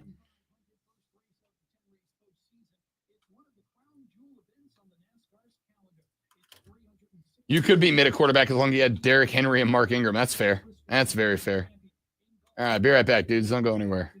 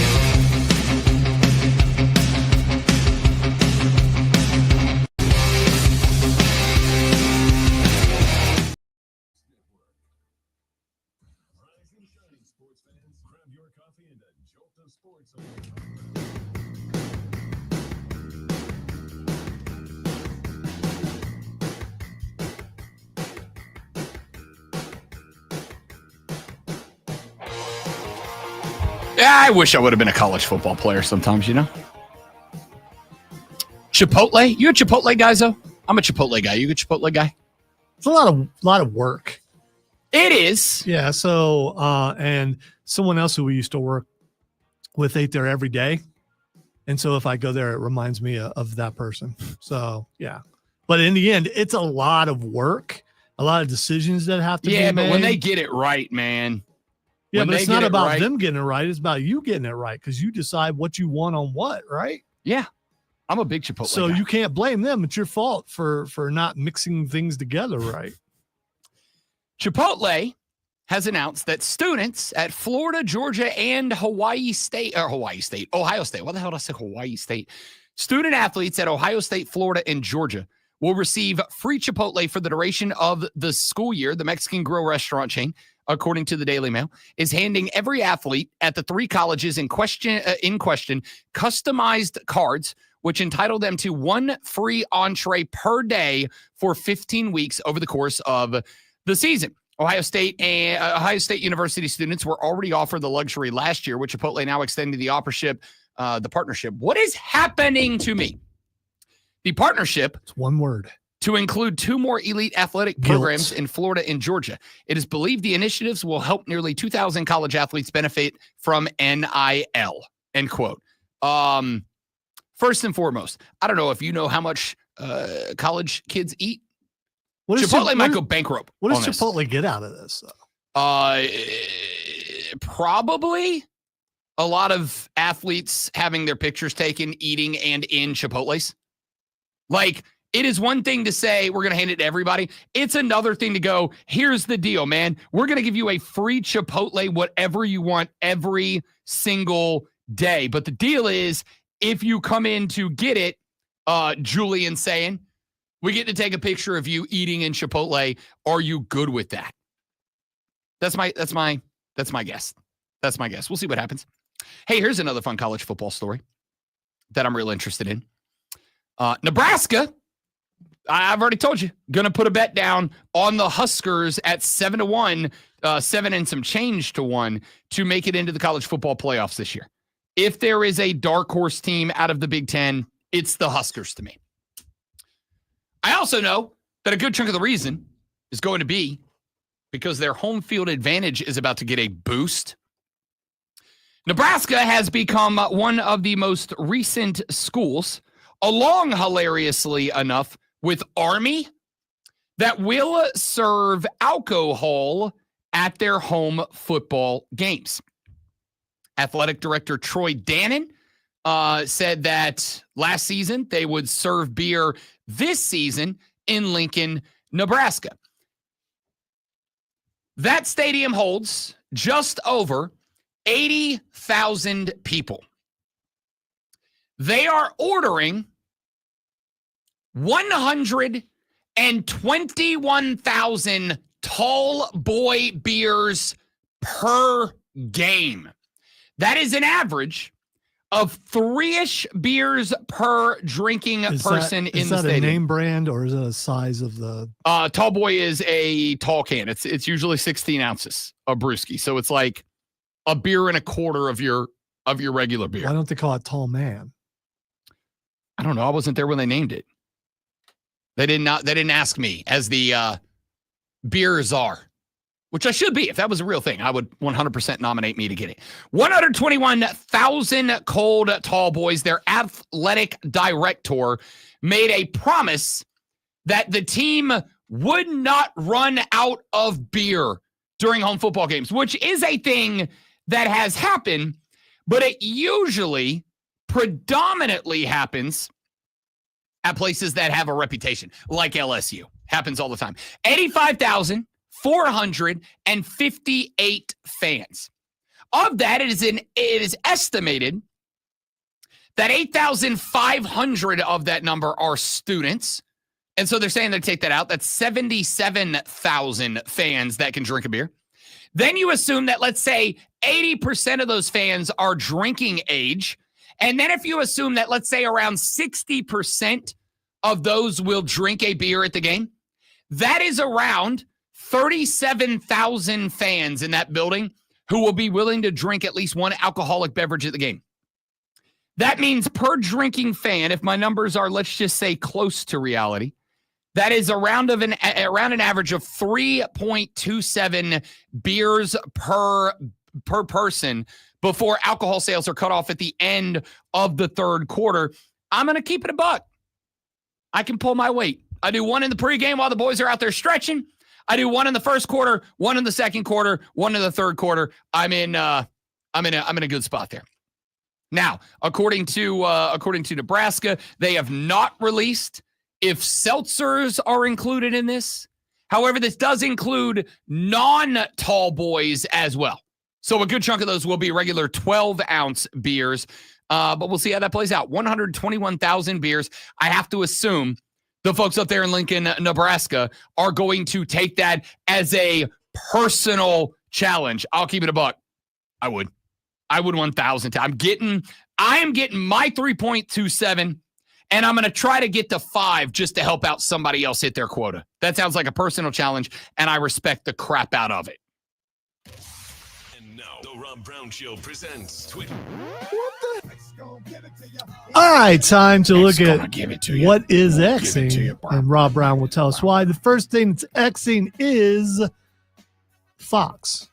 Fox is Xing. I did see this. Fox is Xing because Fox has reached a short-term deal with the Big Ten to keep their football games on YouTube TV and the other outlets they have had contractual issues with. It's not just the Big Ten. It's college football. But yeah, that's the home of the Big Ten. So it's primarily the Big Ten. That's good. That's good for football fans. This was one of those spots that you kind of go, I understand we're talking about billions and billions of dollars, but there's nothing worse than when the American people get screwed over because some suits can't get enough zeros in their bonus check at the end of every month. I don't think that's exclusive to America. All right, the next thing that's Xing is Jared Goff. I do not know why Jared Goff is Xing. Is it? I don't know. I got nothing. All right, the NFL Network continues to do their, top players in the NFL voted on by the NFL. Okay. And Jared Goff is a certain number. What number do you think Jared Goff is? We're doing top 100. Jared Goff is 19. 15. Okay. Jared Goff. So there he is the top. So do you agree with that? Jared Goff, top 15 player in all of the NFL. It doesn't matter if you agree with it or not because the players voted on it. But would you have thought that Jared Goff would be ranked that high? I mean, I just picked him at 19, so it's not far off from where I thought. Honestly, I'm okay with it. It's probably a little bit higher. If I sat here and I really ran down, I probably would have him probably closer to 25. But I also understand Jared Goff's kind of a player's dude. The guy seemed to love him. So I'm not shocked. So is the crowd. I mean, chanting Jared Goff. Who thought that would ever happen? So look, he when the move got made to send him to Detroit Rock City, when that move got made, he was, I think, because of the way that he got cast off in Los Angeles, I think he showed up in Detroit Rock City kind of already a fan favorite because it was such a underdog, come from behind, nobody thinks you can do it, go do it kind of guy. And I think that he embraced that. I think they embraced that. All right, the next thing that's Xing is Travis Hunter. Travis Hunter Xing because there were concerns due to some bang-em-up injuries in the final preseason game that Travis Hunter may not be available week 1. But yesterday, Liam Cohen and Travis Hunter both said that he fully expects to be available out there helping the Jacksonville Jaguars in their run to the 2025 AFC Southern Division Championship. That's all well and good, but the main reason why he is trending is because he and his wife just welcomed in a baby boy. Oh, good for them. Good for them. It got overshadowed by Travis and Kelsey and Taylor. So How the selfish. next player to come along and play on both sides of the ball has been born. There we go. And finally, the last thing that's Xing is game day. Ladies and gentlemen, 2 reasons. Number one, because this Saturday morning is Lee Corso's final college game day. And I have to tell you, I have been trying for like 4 days to prepare myself emotionally for what I think is going to be an emotional farewell to Lee Corso. You know why else game day is trending? Because today is game day. College football kicking off at 5:30 today with Boise State at USF. Not a sexy slate of games, but I'll take ugly games over no games at all. It's called a slump buster, people. Lean into it. Speaking of days, have yourself a good one. Don't drink and drive. I'll punch you in the face. Enjoy College Football Thursday. When we come back tomorrow, we'll talk about College Football Friday and College Football Saturday. Behind enemy lines, Adam Epstein from Charlottesville, Virginia, talks Hokies Gamecocks. Matt Moscona joins us from ESPN Baton Rouge. We'll talk about Clemson, LSU, and all the other games taking place on Saturday. Have a good day. See you back here tomorrow on the Rob Brown Show on the Fan Upstate. Later! And let me tell you, you don't know ball. Texter just said, I'm 3 hours late to work because I know how large a tall boy is.